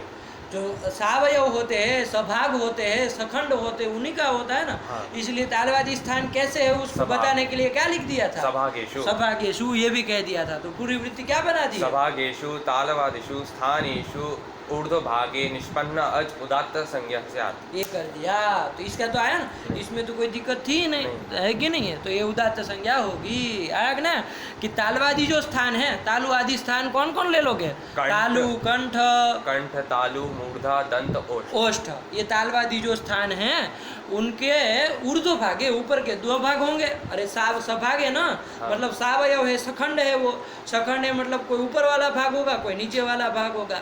तो तालवादियों का जो ऊपर वाला भाग है उन ऊपर वाले भागों से यदि कोई निष्पन्न होने वाला अच है तो उसकी उदात्त संज्ञा होगी। आया कि नहीं आया? और तालवादी स्थानों के अधोभाग से निष्पन्न होने वाला जो अच होगा उसकी क्या हो जाएगी? उदात्त संज्ञा होगी। वही कौन कहता है? नीचे ही अनुदात्त। हाँ, नीचे ही का मतलब क्या कर दिए? अधोभागे। बस यही नीचे ही मतलब अधोभागे। आया कि नहीं आया? बाकी सब सेम से सेम लगा देना है, कोई दिक्कत नहीं ना। चलिए तो ये समझ लिए। आया कि नहीं? उसमें आपको शाखा शाखा का वो भी बताया था प्रयोग है कि नहीं, कि भाई कैसे कहाँ पर उदात्त होता है। देवानंद को नहीं समझ में आया तो वो मतलब शाखा का तत्त शाखाओं का लोक में तो हम व्यवहार बोलते हैं कहीं मान लीजिए अच को, तो हम कुछ ध्यान नहीं देते कि ऊर्ध्व भाग से बोला गया कि अधो भाग से बोला गया कि क्या, तो कुछ नहीं पता चलता है कि उदात्त अनुदात्त स्वरित कौन सा है। लेकिन जब वैदिक शाखाओं का, जो वेद की कोई शाखाओं का अध्ययन करते हैं ना हम लोग, वैसे माध्यन्दिनी शाखा का अध्ययन करते हैं तो उसमें भी ध्यान नहीं देते हैं, उसमें हाथ हिला देते हैं, इसे ऊपर नीचे कर देते हैं, है कि नहीं? उसको उदात्त अनुदात्त स्वरित समझ लेते हैं, हाथ ऊपर नीचे करके बीच में करके। को नीचे डंडा लगा रहता है ना, वेद कभी देखे हो? देख लेना, जाके खोलना, है कि नहीं? रुद्री उद्री, तो उसमें नीचे डंडा लगाओ ना तो उसमें हाथ नीचे ले जाते हैं, तो वो अनुदात्त का चिन्ह होता है, नीचे डंडा लगा रहता है। तो ऐसे चिन्ह लगा लगा करके समझ लेते, उच्चारण तो नहीं करते। लेकिन मैंने शाखा का बताया था, मतलब बहुत सारी शाखा है, उच्चारण भी इसे बोलना पड़ता है। अनुदात्त जैसे है तो अनुदात्त ही बोलना है, ठीक है ना? जैसे उसमें अग्निमीड़े पुरोहितम ऋग्वेद की शाखा का बताया था, वहाँ अग्निमीड़े का आकार कैसा है? अनुदात्त है, तो अनुदात्त ही उसको बोलना है, अग्निमीड़े। तो नीचे से उच्चारण होना चाहिए, मतलब तालवादी स्थानों के अधोभाग से उच्चारण होना चाहिए। आया कि नहीं आया? अधोभाग मतलब निचले वाले हिस्से से उनको उच्चारण होना चाहिए। तो ऐसा यदि हुआ होता है उस अच की क्या होती है? अनुदात्त संज्ञा होती है कि नहीं? गुरु जी हमको बहुत डांटते थे, बहुत डांटे वो अग्निमीड़े के उच्चारण में, इतना डांटे कि भयंकर डांटे। शायद 10 से 15 दिन हमको लगा अग्निमी अग्नि अनुदात्त बोल रहे हैं, है कि नहीं? वो कहे उदात्त बोल रहे हो, कभी कह रहे स्वरित बोल रहे हो। मैंने कहा ये कैसे जान रहे हैं कि हम कैसा बोल रहे हैं, जबकि हमको ही नहीं पता है कि कैसा बोल रहा है। बहुत डांटते है कि नहीं? तो ऐसा होता था। तो फिर वो सही करवाए धीरे धीरे करते करते करते करते कि भाई ये से बोलोगे, थोड़ा यहाँ से नीचे से निकालो, प्रयास करो, अधोभाग से निकलना चाहिए। तो ये होता है कि अधोभाग से वो वैदिक लोग बोल रहे थे, उनके लिए ऐसी चुटकी की बात है कि नहीं? यहाँ सब लोग में तो ऐसा लगता है उदात्त अनुदात्त स्वरित मतलब लुप्त ही हो गया, ऐसा कुछ नहीं है कि नहीं? वो वैदिक वालों के पास जाके बैठिए, साफ साफ उच्चारण करके देंगे, ये उदात्त बोला गया, अनुदात्त बोला गया, स्वरित बोला गया, है कि नहीं? आप बोलेंगे उसको भी बोल देंगे, आप बोल रहे हैं तो उसमें भी कह देंगे आप कौन सा बोल रहे हैं, उदात्त बोल रहे हैं कि अनुदात्त बोल रहे हैं। अपना तो जानते ही, दूसरों का भी पकड़ लें, है कि नहीं? तो ये होता है, इसमें कोई बड़ी बात नहीं है। तालवादी स्थानों के है ना। अधो भाग से निष्पन्न जो अच होता है वो क्या कहलाता है? अनुदात्त कहलाता है। ऊर्ध्व भाग से निष्पन्न जो अच होता है वो उदात्त कहलाता है। और स्वरित कौन कहलाता है? तो क्या बताया था? समाहारः स्वरितः, कि जिसमें उदात्त तत्व और अनुदात्त तत्व इन दोनों धर्मों का क्या हो? एक साथ समाहार हो, एक ही वर्ण में समाहार हो, तो ऐसे की क्या होगी? स्वरित संज्ञा। स्वरित संज्ञा होगी। तो तुमको लग रहा था, उस दिन पूछ रहे थे कि भाई दोनों कैसे हो सकते हैं, या तो ऊर्ध्व भाग से कोई निष्पन्न होगा या तो अधो भाग से निष्पन्न होगा, एक ही वर्ण दोनों साइड से कैसे निकाल दे? थोड़ा विचित्र लग रहा है। तो क्या बताया था उसमें? जो वर्ण का उच्चारण काल होता है उसमें से एक भाग उदात्त होता है, उदात्तत्व रहता है उसमें, और एक भाग में अनुदात्तत्व रहता है। ऐसा। तो जैसे कोई भी वर्ण है, जैसे आपने अ लिया, मान लीजिए अ ही बोलना है आपको, तो अ कंठ से बोलना है आपको। कंठ का ऊपर वाला हिस्सा है, नीचे वाला हिस्सा। तो अ में शुरुआत का भाग ऊपर वाले हिस्से से बोले, अंतिम जब खत्म होने आया तो निचले वाले हिस्से से बोले, तो क्या हो गया? वही अ तो एक ही है, उसमें उदात्त तत्व भी रह गया, अनुदात्त तत्व भी रह गया, है कि नहीं? आदि वाला भाग उदात्त होता है, ये ध्यान रखना। बाकी हमको अभी उसमें भी निकाल करके दिखाएंगे। सिद्धांत कौमुदी पढ़ोगे, तस्य आदितो उदात्तम अर्धरस्वम। तस्य आदितः मतलब आदि वाला भाग वो जो होता है, स्वरित का आदि वाला भाग जो उदात्त होता है, पिछले वाला भाग अनुदात्त होता है।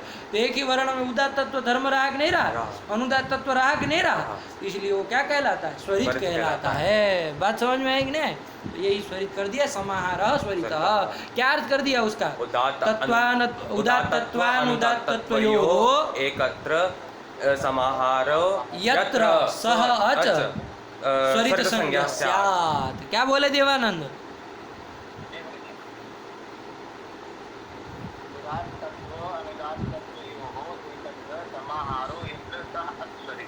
कितना सरल है, कोई दिक्कत नहीं ना है। समाहारः स्वरितः है कि नहीं है? समाह्रियते अस्मिन्, है कि नहीं है? इति समाहारः अधिकरण में कहीं किया, लेकिन कोई इसमें ज़्यादा आपको जाने की जरूरत नहीं है। आया कि नहीं? वो समाहारः का ही मतलब निकाले। उदात्तत्वानुदात्तत्वौ एकत्र समाहारो यत्र स अच तो यत्र बोल रहे हैं ना, तो यत्र अधिकरण में बोल रहे हैं। चलो हो गया, कोई दिक्कत नहीं। समाहारः स्वरितः, ऐसे अच की क्या होती है? स्वरित संज्ञा होती है। ठीक है ना? चलिए, तो ये कर लिया, समाहारः स्वरितः। तीनों आगे। तो ह्रस्व दीर्घ और प्लुत संज्ञा आपने जिन अचों की वो प्रत्येक जो है वो क्या हो गए? उदात्त अनुदात्त और स्वरित के भेद से तीन प्रकार के। तो अ ई उ री ये क्या 9 प्रकार के, री ए ओ अयो ये 6 प्रकार के हो गए। चलिए, अब इसके बाद समाहारः स्वरित में आगे क्या लिखे, पढ़ो। स नवविधोपि प्रत्येकम अनुनासिकत्वानुनासिकत्वाभ्याम द्विधा। इसका अर्थ भी तो बता ही दिए थे, है कि नहीं है? अर्थ भी बता ही दिए थे, केवल इसको पंक्ति से लगा लो। स नवविधोपि, वो जो 9 प्रकार का है, कौन 9 प्रकार का हुआ? लब्ध उदात्त आदि संज्ञा को अच। उदात्त आदि संज्ञा को अच सह करके, वो नीचे लिखा है सह करके वहाँ का बोल रहे हो। जब एक जगह का सह पकड़ लिए, सब जगह का पकड़ लिया, है कि नहीं है? तो मतलब जिसने उदात्त आदि संज्ञा प्राप्त कर ली है, ऐसा जो अच है वही स करके ले रहे। तो सह नवविधोपि, 9 प्रकार का वो है। 9 प्रकार का कौन है? अ ई उरी, अ ई उरी। तो ऐसे नवविधोपि प्रत्येकम, वो प्रत्येक अब कौन कौन हो जाएगा? अनुनासिकत्व और अननुनासिकत्वाभ्याम द्विधा। अनुनासिकत्व और अननुनासिकत्व इन 2 धर्मों से क्या वो फिर 2 प्रकार का हो जाएगा। आया कि नहीं आया? अनुनासिकत्व और अननुनासिकत्व इन दोनों धर्मों से क्या हो जाएगा? 2 प्रकार का हो जाएगा। मतलब अनुनासिकत्व रहेगा उसमें, तो वो क्या कहलाएगा? अनुनासिक। अनुनासिक है। अरे आप में मनुष्यत्व रह रहा है तो आपको क्या, इसलिए आपको क्या कहा जाता है? आप में पशुत्व मान लीजिए रह जाता तो आपको क्या कहा जाता है? आप में गोत्व रह जाता तो आपको क्या कहा जाता है? गोत्व, गाय, तो आपको गो कहा जाता है। आप में बैलत्व रह जाता है तो क्या कहते हैं आपको? बैल कह देते। नहीं रह रहा है, देख। तो अनुनासिकत्व जिसमें रहेगा उसको क्या कहेंगे? अनुनासिक। अननुनासिकत्व जिसमें रहेगा उसको क्या कहेंगे? अनुनासिक। तो वो 2 प्रकार के हो गए, लेकिन किसके कारण? अनुनासिकत्व और अननुनासिकत्व धर्म आ जाने के कारण। आया कि नहीं? तो 9 प्रकार के जो है वो अब प्रत्येक 2 प्रकार के हो जाएंगे। तो 9 प्रकार वाले कितने प्रकार के हो जाएंगे? 18। 9 दूनी 18 हो जाएंगे, 18 प्रकार के हो जाएंगे। जैसे आपका ह्रस्व आकार का बोल करके दिखाओ। 18। ह्रस्व आकार उदात्त संज्ञक था, अब वो अनुनासिकत्व उसमें धर्म रहेगा तो वो क्या हो जाएगा? अनुनासिक अनुनासिक। कहलाएगा। तो क्या बोलोगे? ह्रस्व आकार उदात्त अनुनासिक। अनुनासिक। फिर दूसरा ह्रस्व आकार उदात्त अननुनासिक। ये हो गया।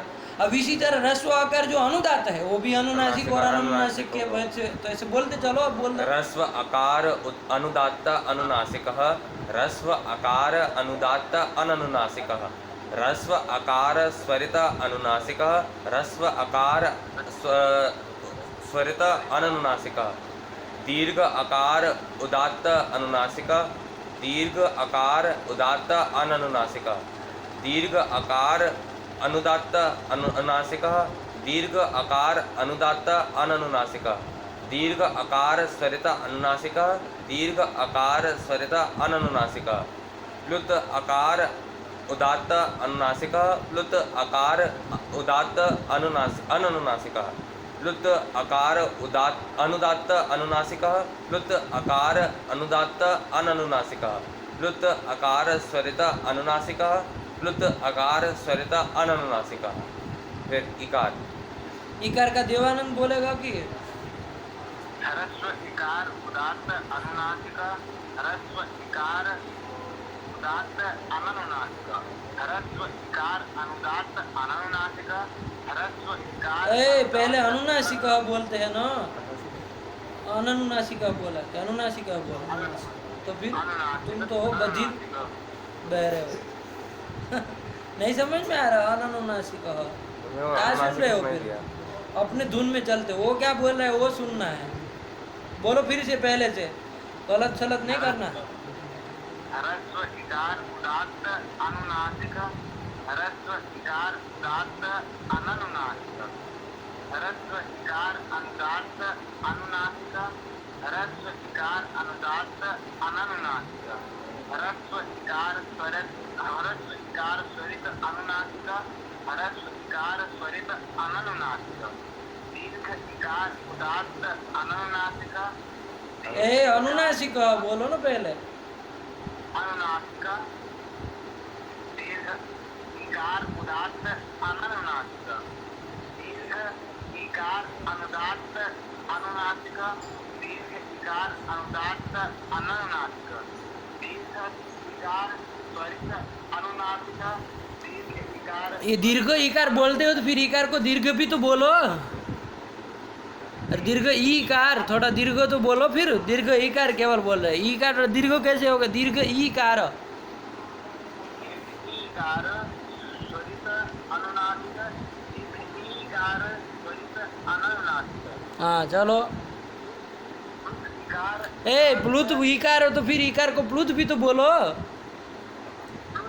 इकार उदात्त अनुनासिक, इकार उदात्त अनुनासिक, इकार अनुदात्त अनुनासिक, इकार अनुदात्त अनुनासिक, इकार स्वरित अनुनासिक, इकार स्वरित अनुनासिक। हो गया? ठीक बोला? ऊ का बोलो, चलो सुना जाए, देखते हैं इन लोगों की प्रतिभा भी कितनी काम करती है। उकार का तुम बोलो, उकार का बोलो, 18 प्रकार के उकार का भेद बोलो। ह्रस्व उकार उदात्त अनुनासिकः, ह्रस्व उकार उदात्त अनुनासिकः, ह्रस्व उकार अनुदात्त अनुनासिकः, ह्रस्व उकार अनुदात्त अननुनासिकः, ह्रस्व स्वरित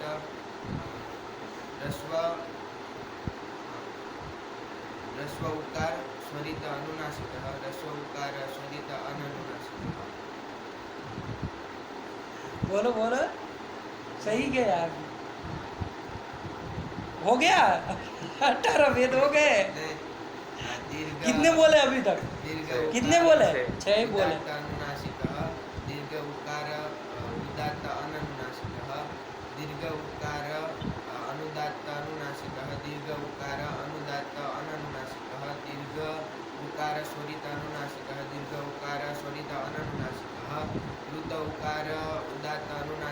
देखो ध्यान नहीं दिया ना, बातें कर रहे हैं, उसको मजा आ रही थी, बोल रहे थे, हमने क्या कहा था, अरे दीर्घ उकार बोल रहे हो, उकार दीर्घ कैसे, दीर्घ उकार बोलो फिर उसको दीर्घ भी तो बोलो, ऐसा कौन पागलपन है। प्लुत उकार, अरे प्लुत उकार ऊ बोलो फिर प्लुत बोलो, उच्चारण मतलब रस्व का करेंगे और प्लुत कहेंगे, ऐसे कैसे होगा। प्लुत उकार उदात्त अनुनासिकः, प्लुत उकार उदात्त अनुनासिकः, लग रहा है? प्लुत उकार अनुदात्त, प्लुत उकार अनुदात्त अनुनासिकः, प्लुत उकार अनुदात्त अननुनासिकः, प्लुत उकार स्वरित अनुनासिकः, प्लुत उकार स्वरित अननुनासिकः। री का बोलो, रस्व रीकार उदात्त अनुनासिकः, रस्व ईकार उदात्त अनुनासिकः, रस्व अलग अलग ही बोलो। रस्व ईकार अनुदात्त अनुनासिकः, रस्व रीकार अनुदात्त अनुनासिकः, रस्व ईकार स्वरित अनुनासिकः, रस्व ईकार स्वरित अनुनासिकः।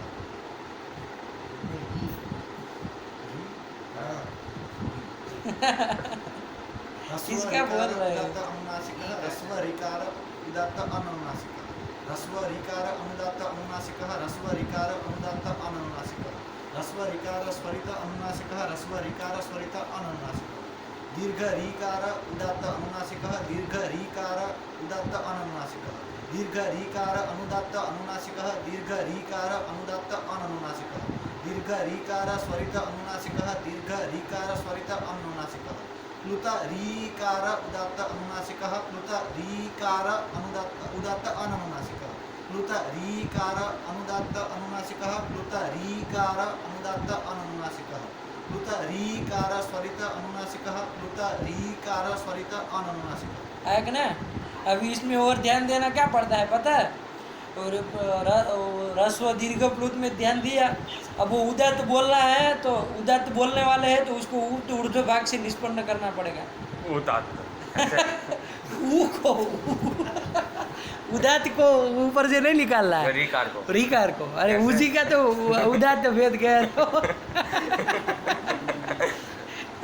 मेरे को लगा उदात्त को। उस री को ऊर्ध्व भाग से निष्पन्न करो। उदात्त बोल रहे हो तो, अनुदात्त बोल रहे हो तो उसको अधो भाग से निष्पन्न करो। स्वरित बोल रहा है तो स्वरित बोलो, उदात्त तो अनुदात्त तो दोनों लाओ, है कि नहीं है। और आगे जब अनुनासिक यदि बोलना चाह रहे हो तो उसको साथ में अनुनासिक भी बोलो, ऐसा बोलता जाए। री को अनुनासिक और उदात्त कैसे री? ये सब करना है, अभ्यास से बनाना है, तब होगा ना। वास्तविक तो ऐसे बोलना चाहिए, तभी तो 18 प्रकार का आपने री बोला, वरना तो आपने केवल भेद ही बोले। री तो आप केवल री री री री री यही चला आपका, तो है कि नहीं है। और इतने स्थूल हो जाते हैं इसको बोलने में कि वो री को भी रस्व दीर्घ प्लुत भी नहीं बोलते, उसमें भी रस्व रिकार, दीर्घ रिकार, प्लुत रिकार। वो उदात्त अनुदात्त में तो स्थूल है ही, अनुनासिक अनुनासिक में तो स्थूल है ही, इसमें भी स्थूल हो। रस्व दीर्घ प्लुत भी नहीं बोलेंगे, उसमें भी रस्व रिकार, दीर्घ रिकार, प्लुत रिकार, सब यही है कि नहीं। तब कहाँ 18 प्रकार का हुआ री? और री 18 प्रकार का सुना मुंह से बोल करके, तब 18 प्रकार का हुआ, है कि नहीं है। बात समझ में। चलिए, तो वो सब घबराना नहीं है, हमको अभी जाना नहीं है। अभी 18 प्रकार आगे कि नहीं आगे।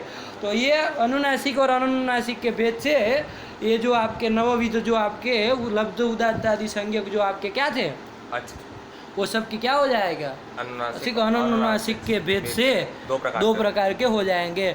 तो देखो यहाँ अब आगे इसका नहीं ना होगा। री था वो अभी तक कितने प्रकार का बना था? अभी तक 9। उदात्त आदि संज्ञा प्राप्त कर ली, ऐसा आपका जो री था वो कितने प्रकार का था? री 6 था। 6 प्रकार का था ना। उसके चूंकि दीर्घ नहीं थे तो इसलिए उसके 3 कम हो जा रहे थे, 9 की 6 ही हो रहे थे। तो अब उसका तो नहीं ना यहाँ लिख रहे, ये तो क्या लिखे, स नवविधो भी, वो 9 प्रकार का जो आपका अज है। तो 9 प्रकार के अज तो अभी तक केवल कौन कौन हो? अ ई अयु नहीं, अ ई उ री, 4 ही हुए। तो फिर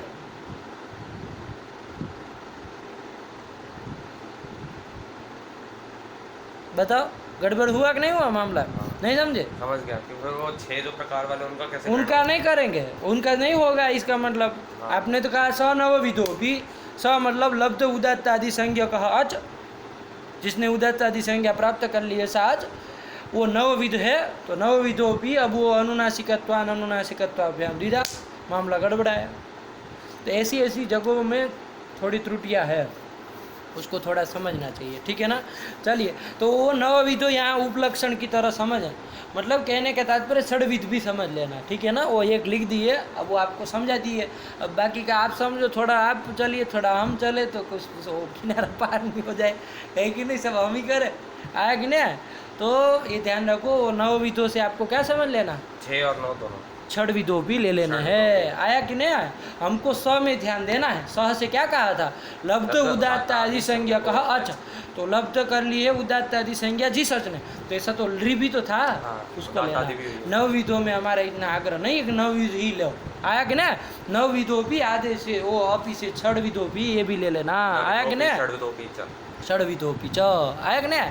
इसको कहते उपलक्षण, आया कि नहीं। उपलक्षण विधियाँ भी बहुत सारी बातें समझनी पड़ती है, आया कि नहीं।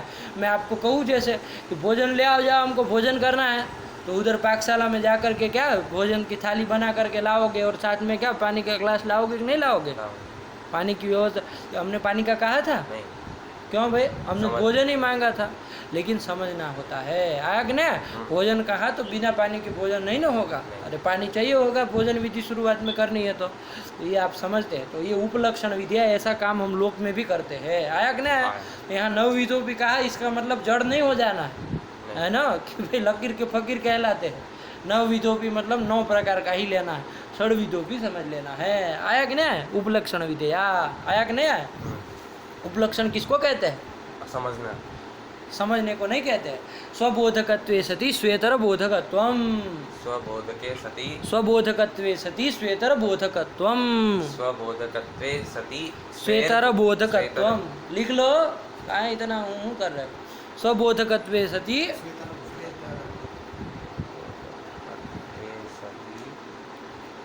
श्वेतरबोधकत्वं, श्वेतर बोधकत्वम उपलक्षणत्वम, स्वबोधकत्वे सति श्वेतर बोधकत्वम उपलक्षणत्वम है। हाँ, आपके पास है, किसी के पास, हाँ ठीक। क्या लिखे बोलो, आपके लिए एक सिंहासन बनवा दें, हाँ बोलो, आचार्यों के लिए बढ़िया सिंहासन बनवा दें। स्वबोधकत्वेपि स्वबोधकत्वे, देख के बोलो ना, काय स्वबोधकत्वे सति श्वेतरबोधकत्वं उपलक्षणम्, उपलक्षणत्वम, उपलक्षणत्वं, क्या बोले, देख करके बोलो ना। स्वबोधकत्वे सति श्वेतरबोधकत्वं उपलक्षणत्वं, उपलक्षणत्वम मतलब जो स्व का तो बोध करावे, स्वबोधक तो हो, लेकिन स्व से इतर जो है उसका भी बोध करावे। यहाँ नवविधों शब्द किसका बोध करा है, अपना तो बोध करा ही रहा, नव प्रकार वाला जो है उसका तो बोध करा ही रहा, अपने से इतर जो कौन है 6 प्रकार वाला, उनका भी वो बोध कराएगा। तो इस तरह से भी होता है, आया कि नहीं आया। एक चीज बोलिए, आदिरंत्यन संहिता में भी हमने यही किया था ना कि अक से जब हमने बोध कराया था तो वहाँ तो लेकिन उन्होंने लिख दिया था मध्य गानम और स्वस्य च, तो एक तरीके से अगर वो नहीं लिख, वहाँ पे पंक्ति नहीं हो तो वहाँ पे भी यही होगा, उपलक्षण आएगा कहाँ पर, आदिरंत्यन संहिता में, क्योंकि वो अपना भी और अपने से इतर मध्य गानम उनका भी वर्णों का करा रहा है बोध। नहीं नहीं, तो मतलब वहाँ तो कोई पद था ही नहीं ना, वहाँ तो कुछ है ही नहीं। अच्छा हाँ, वहाँ तो लिखा हुआ है, वहाँ आदिरंत्यन संहिता केवल संज्ञा ही है, संज्ञा का लाभ कैसे आक्षेप से हुआ है ना, आक्षेप से हुआ है। वहाँ ये बात नहीं है, आया कि नहीं आया। अरे एक तो कम से कम कुछ तो होना चाहिए कि जिससे उपलक्षण करे।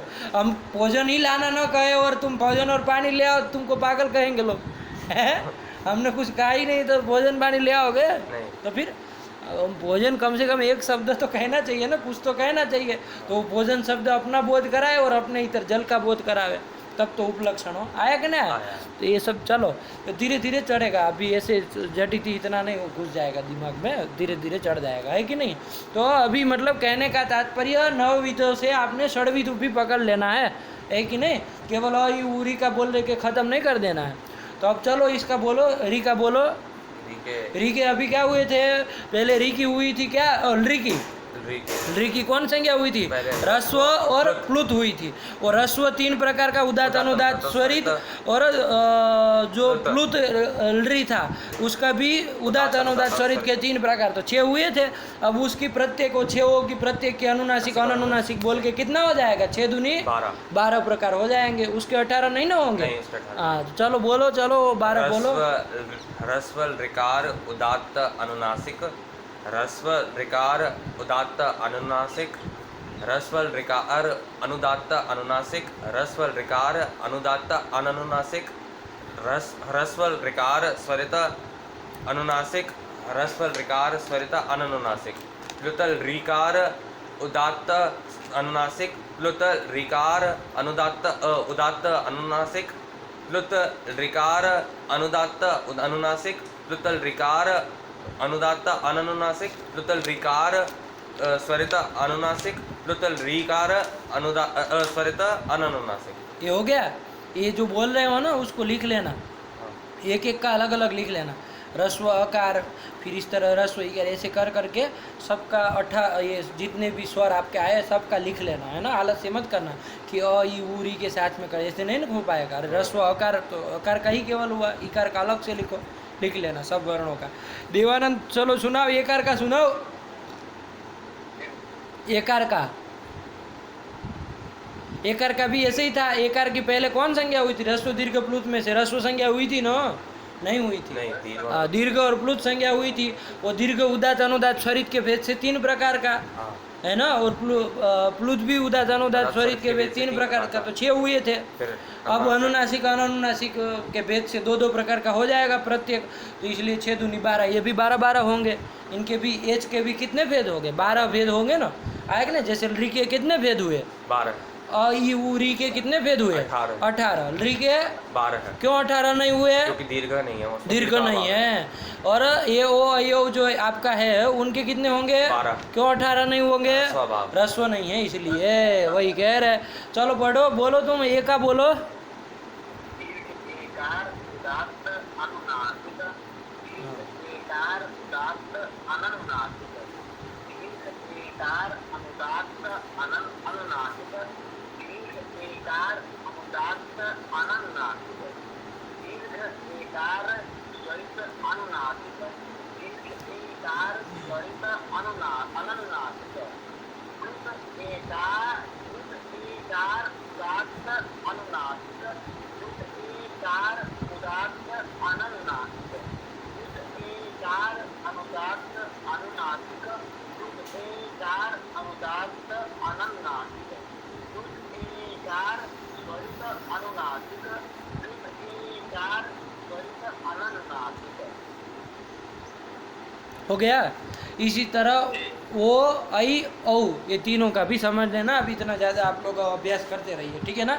और आप देवानंद ये सब दोनों लोगों को लिख लेना है, ठीक है ना। अपनी कॉपी में जितने भी वर्ण आए सबके भेद इतने लिख करके साफ साफ अलग अलग होने चाहिए, और कल दिखाना, ठीक है ना। चलो, और इसका भी देख लेना फोटो में कैसे भी करके। चलो, अब यहाँ तक का ये पंक्ति लग गई कि नहीं लग गई? स नवविधो भी और षड्विधो भी ले लेना, ठीक है ना। और 9 प्रकार का चाहे 6 प्रकार का जो अज है वो प्रत्येक अनुनासिकत्व अननुनासिकत्वाभ्याम द्विधा, अनुनासिकत्व धर्म और अननुनासिकत्व धर्म, इन धर्म दोनों के कारण वो क्या हो जाएगा? और 2 प्रकार का हो जाएगा। द्विधा, द्विधा में धा प्रत्यय किया नो, धा प्रत्यय किसमें होता है? प्रकार अर्थ में होता है, बताया था। तो द्विधा मतलब द्विप्रकार का, 2 प्रकार का होता है। वो सब कौन सूत्र आएंगे? धा करने वाला वो सब आएगा जब तद्धित आएगा तब, है ना। भाषा तो समझ में आनी चाहिए कि नहीं आनी चाहिए? 2 प्रकार का होता है। चलिए, यही कर दिया। अब ये आपने ये 18 प्रकार का, किसी का 12 प्रकार, ये सब कर दिए अनुनासिक और अननुनासिक के भेद से, है कि नहीं है। तो ये अनुनासिक क्या होता है ये बताओ, है कि नहीं है? ये बताओ, अनुनासिक किसको कहते हैं? आपने नहीं बताया अभी अनुनासिक किसको कहते हैं, है कि नहीं। हमने ह्रस्व दीर्घ प्लुत बोल रहे थे, तो ह्रस्व किसको कहते हैं, दीर्घ किसको कहते हैं, प्लुत किसको कहते हैं, हमको पता है। ह्रस्व अज कौन होता है? एक मात्रिक उकार के उच्चारण काल के सदृश काल है जिस अच का। वो तो क्या हुआ आपका? ह्रस्व अच। हाँ, फिर दीर्घ अच कौन होता है? द्विमात्रिक उकार के उच्चारण काल के सदृश काल है जिस अच का, वह दीर्घ अच होता है। और प्लुत अच कौन होता है? त्रिमात्रिक उकार के उच्चारण काल के सदृश काल है जिस अच का वह प्लुत संज्ञक प्लुत होता है। संज्ञक होता है। आया कि नहीं? साफ है ना, कोई दिक्कत नहीं। ये हमको पता है, ह्रस्व दीर्घ प्लुत पता है, उदात अनुदात स्वरित पता है कि भाई जिन अच का ऊर्ध्व भाग तालवादी स्थानों में ऊर्ध्व भाग से निष्पन्न हो वो उदात्त संज्ञक, अधो भागे निष्पन्न हो वो अनुदात संज्ञा, और उदात तत्व अनुदात तत्व दोनों धर्म जिसमें रहे ऐसे वर्ण का स्वरित संज्ञा, ये भी पता है। तो ये ह्रस्व दीर्घ प्लुत उदात अनुदात स्वरित ये सब तो पता है। ये अनुनासिक और अननुनासिक नहीं पता है कि नहीं है? अनुनासिक और अनुनासिक तो आपको बताना पड़ेगा। जैसे उदात अनुदात स्वरित ये 300 संज्ञाएं बताई थी, उदात अनुदात स्वरित भेद आए तो उसी तरह अब अनुनासिक और अननुनासिक दोनों संज्ञाएं बतानी पड़ेगी ना। हाँ दोनों नहीं बतानी पड़ेगी। अनुनासिक बता देंगे तो अननुनासिक समझ नहीं लेंगे, हाँ, जो उसके रहे तो उसके भिन्न, रहित नहीं, रहित गलत हो जाता, भिन्न, भिन्न, उससे जो अनुनासिक से भिन्न। अनुनासिक से भिन्न, जो अनुनासिक न हो वो सब अननुनासिक कहलाएंगे। तो यहाँ दो संज्ञा बताने की जरूरत नहीं नहीं, थी। एक ही आया कि नहीं? एक ही बताने से काम चल जाएगा। आया कि नहीं? इसलिए अनुनासिक संज्ञा करने वाला सूत्र बता देंगे कि अनुनासिक कौन होता है। जब अनुनासिक आप जान लेंगे तो न अनुनासिक है इति अननुनासिक, जो अनुनासिक नहीं होता है वो अननुनासिक होता है, सीधे से आप समझ ही लेंगे, उसमें बताने की जरूरत नहीं पड़ेगी ना। तो अब अनुनासिक कौन होता है उसको बताने के लिए अगला वाला सूत्र आ रहा है। क्या आ रहा है? मुख नासिका वचनोनुनासिक।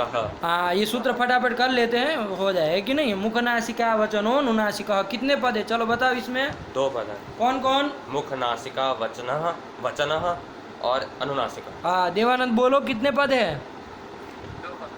हाँ 2 पद है। हाँ 2 पद है। मुख नासिका वचन कहाँ का है बोलो?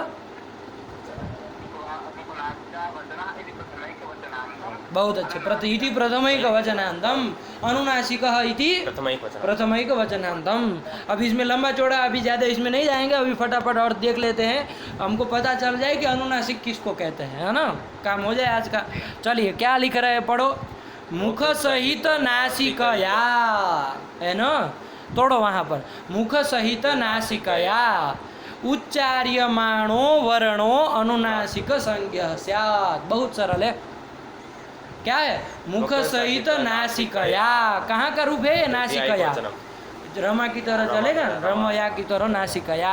तो मुख सहित नासिकया, मुख के सहित नासिका, है ना, मुख के साथ नासिका से उच्चार्यमाणो वर्ण, उच्चार्यमान जो वर्ण होगा मुख से और नाक दोनों से जो उच्चार्यमान वर्ण होगा वो वैसे वर्ण की क्या होगी? अनुनासिक संज्ञा होगी। बात समझ में आई कि नहीं? कितना सरल है। जैसे आप यहाँ बोल यमगणनम बोलते हैं ना, तो यमगणनम में देखिए आप बोलो यमगणनम, तो देखो मुख से भी बोल रहे हो, नासिका से भी बोलते हो कि नहीं बोलते हो? नासिका पे लगता है कि नहीं लगता? तो मुख और नासिका दोनों से जिसका उच्चारण हो, मुख सहित नासिका से जिन वर्णों का उच्चारण हो उसकी क्या संज्ञा होगी? अनुनासिक संज्ञा होगी। तो यमगणनम की क्या हो जाएगी? अनुनासिक संज्ञा, अनुनासिक संज्ञा हो जाएगी ना। इसी तरह अच में भी तो हो सकता है। जैसे हम बोल रहे हैं, जैसे ध्यान से समझना अब इस बात को। बोले ये किससे हमने उच्चारण किया? मुख से किया, नासिका से किया, मुख सहित नासिका से किया? मुख से ही किया। देखिए साफ सब सुनना है। ई ऊ तो केवल मुख से उच्चारण कर रहे हैं ना। तो केवल मुख से उच्चार्यमान जो वर्ण होता है उसकी अनुनासिक संज्ञा नहीं होगी। मुख सहित नासिका से यदि उच्चारण किया जाए, यदि हम बोले क्या ऐसा यदि बोलते तो क्या हो जाएगा? मुख सहित नासिका से उच्चार्यमान हो रहा है ना, तब ऐसे तब क्या हो जाएगी? अनुनासिक संज्ञा हो जाएगी। बात समझ में आएगी नहीं? वही तो कह रहा, पढ़ो। मुख सहित नासिकया उच्चार्यमाणो वर्ण अनुनासिक संज्ञा स्यात्। क्या बोले देवानंद? नासिकया तोड़ दो ना, काहे घबरा रहे? मुख सहित नासिकया उच्चार्यमाणो वर्णो अनुनासिक संज्ञा स्यात्। क्या बोले? मुख सहित नासिकया उच्चार्यमाणो वर्णो अनुनासिक संज्ञा स्यात्। मुख सहित नासिका से जिन वर्णों का उच्चारण होता है उन वर्णों की क्या होती है? अनुनासिक संज्ञा होती है। कितना सरल है।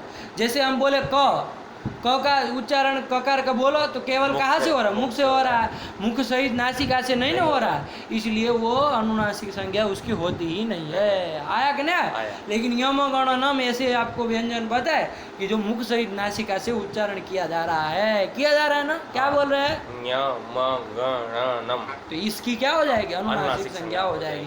इसी तरह मान लो अ है, अ को बोलो इस तरह से तो मुख सहित नासिका से उच्चारण हुआ ना, तो तब उसकी क्या होगी? अनुनासिक संज्ञा होगी। और केवल मान लीजिए मुख से उच्चारण कर रहे हैं तो उसकी अनुनासिक संज्ञा नहीं होगी। ये ध्यान रखना। मुख सहित नासिकया उच्चार्यमाणो वर्णो, वो वर्ण कोई भी हो। यहाँ देखो अच नहीं आया है, यहाँ अच की अनुवृत्ति नहीं है। उकालोच ह्रस्व दीर्घ में तो अच पड़ा था, उच्चैरुदात्त नीचैरनुदात्त समाहार स्वरित में अच की अनुवृत्ति ला रहे थे। कहाँ से ला रहे थे? उकालोच ह्रस्व दीर्घ प्रत्यय से। उसमें तो अच की ही होती थी, ह्रस्व दीर्घ प्लुत संज्ञा अच की ही होती है, उदात्त अनुदात्त स्वरित संज्ञा अच की ही होती है। यहाँ अनुनासिक संज्ञा में ऐसा कोई वो नहीं है, अच की हो ऐसा कुछ नहीं है। क्या बोल रहे हैं? मुख सहित नासिकया उच्चार्यमाणो वर्णो, चाहे वो अच हो चाहे हल हो, चाहे स्वर हो चाहे व्यंजन हो, उसमें कोई आग्रह हमारा नहीं है। मुख सहित नासिका से उच्चार्यमान होना चाहिए, तो उसकी क्या हो जाएगी? अनुनासिक संज्ञा हो जाएगी। यही सूत्र कह रहा है। चलो पढ़ो। मुख सहित नासिकया उच्चार्यमाणो वर्ण उच्चार्यमाणो वर्णो अनुनासिक संज्ञा से। ये कर दिया। आया कि नहीं आया? अब ये अनुनासिक पता चल गया। अब जो मुख सहित नासिका से जो उच्चार्यमान वर्ण नहीं होगा वो अनुनासिक होगा? नहीं, अनुनासिक होगा। ये समझ ही लेंगे। अब इसमें कोई अलग से संज्ञा अनुनासिक संज्ञा करने वाला सूत्र नहीं बनाना पड़ेगा। है इतने पागल तो आप नहीं दिख रहे कि बनाना पड़े, है कि नहीं? चलिए समझ गए? अनुनासिक और अननुनासिक ये दोनों चीज समझ गए। 18 प्रकार के भेद भी समझ में आई गए। अब उसी बात को स्पष्ट करके लिख दे रहे हैं। क्या लिख रहे? पढ़ो। तदित्थम में देखो 1 नंबर करके टिप्पणी दे दिया है। 1 नंबर में क्या लिखा? पूर्वोक्त ही उकालोच इत्यादि पंचभिः सूत्रैः यत् कार्यम उक्तम। 5 सूत्र गए उकालोच ह्रस्व दीर्घ से लेकर के यहाँ तक। कौन 5 सूत्र? उकालोच ह्रस्व दीर्घ प्लुतः उच्चैरुदात्त नीचैरनुदात्त समाहारः स्वरित और मुखनासिका वचनो नुनासिका। कितने हो गए? 5 हो गए ना। तो वही कह रहे पूर्वोक्त ही, मतलब पूर्व में उक्त। कौन है पूर्व में उक्त? उकालोज इत्यादि भी पंचभिः सूत्र ही, ये 5 सूत्र गए ना, उनके द्वारा सूत्र ही यत कार्य मुक्तम, उनके द्वारा जो कार्य कहा गया। क्या क्या कहा गया? ह्रस्व दीर्घ प्लुत संज्ञा की, फिर उच्चैरुदात्त आदि तीनों से उदात्त अनुदात्त स्वरित संज्ञा की, और मुखनासिका वचनों से अनुनासिक संज्ञा की। तो वो सूत्र ही पंचभिः सूत्र ही यत कार्य मुक्तम तद इत्थम। वो इत्थम, इत्थम मतलब अनेन प्रकारेण। इत्थम मतलब अनेन प्रकारेण, इस प्रकार से है। वो पूरा संकलन करके आपको दे रहे हैं। वो 5 सूत्रों का कार्य आपके सामने इस प्रकार तदित्थम करके दे रहे हैं। तो तदित्थम मतलब वो सारा का सारा जो 5 सूत्रों से जो कार्य किया गया वो सारा का सारा इत्थम मतलब इस प्रकार से है। इत्थम मतलब अनेन प्रकारेण। प्रकार अर्थ में कोई प्रत्यय हो जाता है कि नहीं? तो वो जो भी होता है होता रहे। इत्थम मतलब अनेन प्रकारेण। चलो पढ़ो। हाँ, ज्ञेयम बोध्यम इत्यर्थः। तो तद इत्थम अनेन प्रकारेण ज्ञेयम। चलो पढ़ो, मूल में चलो। मुख सहित नासिकया उच्चार्य हो गया। तदित्थम से चलो ना, कहाँ एक ही रट रहे हो? अ इ उ रि एषां वर्णानां प्रत्येकम् 18 भेदाः। लगा कि नहीं लगा कि अ इ उ रि ये वर्ण है उनका प्रत्येक अ भी 18 प्रकार का, ई भी 18 प्रकार का, उ भी 18 प्रकार का और रि भी 18 प्रकार का। तो येषां वर्णानां प्रत्येकम 18 भेदाः। 18 भेद है। आया कि नहीं? वो आप लोग बोल भी लिए हैं, अब आपको समझाने की ज़रूरत नहीं है कैसे होता है। कल अभ्यास करके आना, फटाफट निकल जाने चाहिए, ठीक है ना? 5 मिनट के अंदर सारे के सारे वर्णों की जिनके जितने भेद है सब बोल देने हैं। ऐसे अभ्यास करके आना है, ठीक है नहीं? चलो इसके बाद क्या आया? लृवर्णस्य 12 भेदाः सन्ति। लृवर्ण के 12 भेद होते हैं, 12 भेद होते हैं। क्यों भाई 18 नहीं होते हैं? तस्य दीर्घाभावः। तस्य मतलब उसका किसका? लृवर्णस्य। तस्य मतलब लृवर्णस्य दीर्घाभावात्। ये तत् शब्द कैसा होता है? पूर्वोक्त परामर्श। पूर्वोक्त परामर्शक होता है। तो पूर्व में क्या कहा गया है? लिवर्ण की चर्चा हुई ना, लिवर्ण से द्वादश भेदाः सन्ति। तो तस्य मतलब लिवर्णस्य, आया कि नहीं? तो वही तस्य लिवर्णस्य दीर्घाभावात् लिवर्णस्य द्वादश भेदाः सन्ति, 18 भेदाः न सन्ति, आया कि नहीं? इसी तरह क्या आगे बोल रहे हैं? एचामपि द्वादश, एचामपि द्वादश, एच प्रत्याहार होता है ना, एच से किसका बोध होता है? ए ओ ऐ औ, ए ओ अयौ, एच से ए ओ अयौ का बोध होता है, कौन बताता है? आदिरन्त्येन संहिता। कैसे घटाओ जरा यहाँ पर एच में? अंत्य इत है च, तेन सह आदि एच, एच वो एच संज्ञा है किसकी? मध्यगानाम स्वस्य च, मध्य करके से ओ ऐ औ इन वर्णों का ग्रहण मध्य होगा, और स्वस्य से आदि वर्ण का ग्रहण होगा, तो ए ओ ऐ औ इनका बोध इनका होगा। बोध होता है। हाँ, तो एच इति ए ओ अयो इनकी संज्ञा होती है ना।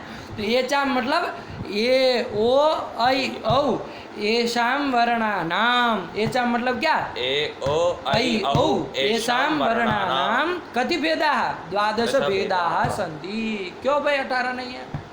तेषाम ह्रस्वा भावात्, ये चूंकि ज्यादा है ना, 4 है इसलिए तेषाम लिखा, तस्य वहाँ लिवर्ण एक अकेला था इसलिए तस्य कहा, यहाँ ये तो 4 ठो है ना, इसलिए क्या करे? तेषाम ह्रस्वा भावात्। वो ये का चूंकि ह्रस्व नहीं है इसलिए ह्रस्व वाले 6 गायब हो गए, है कि नहीं है?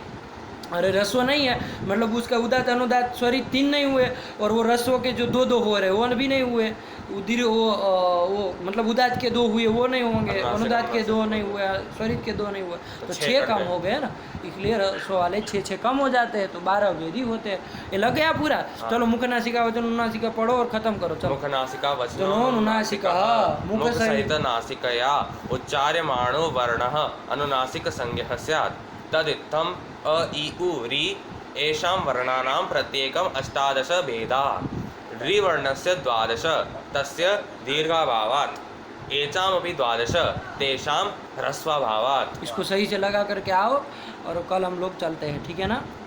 तुल्यस्य प्रयत्नम सवर्णम से करेंगे। चलिए इतना लगा करके आइए, रखा जाए। सृष्टो या सर्ग रूपा जगदवन विधौ पालनीया च रौद्री संहारे चापि यस्या जगदिदमखिलं क्रीडनं या पराख्या पश्यन्ति मध्यमाथो तदनु भगवती वैखरी वर्णरूपा शाश्वतवाचं प्रसन्ना विधेर्गिरिशा राजितालङ्करोतु। भगवत्यै नमः, पराम्बिकायै नमः। अस्तु।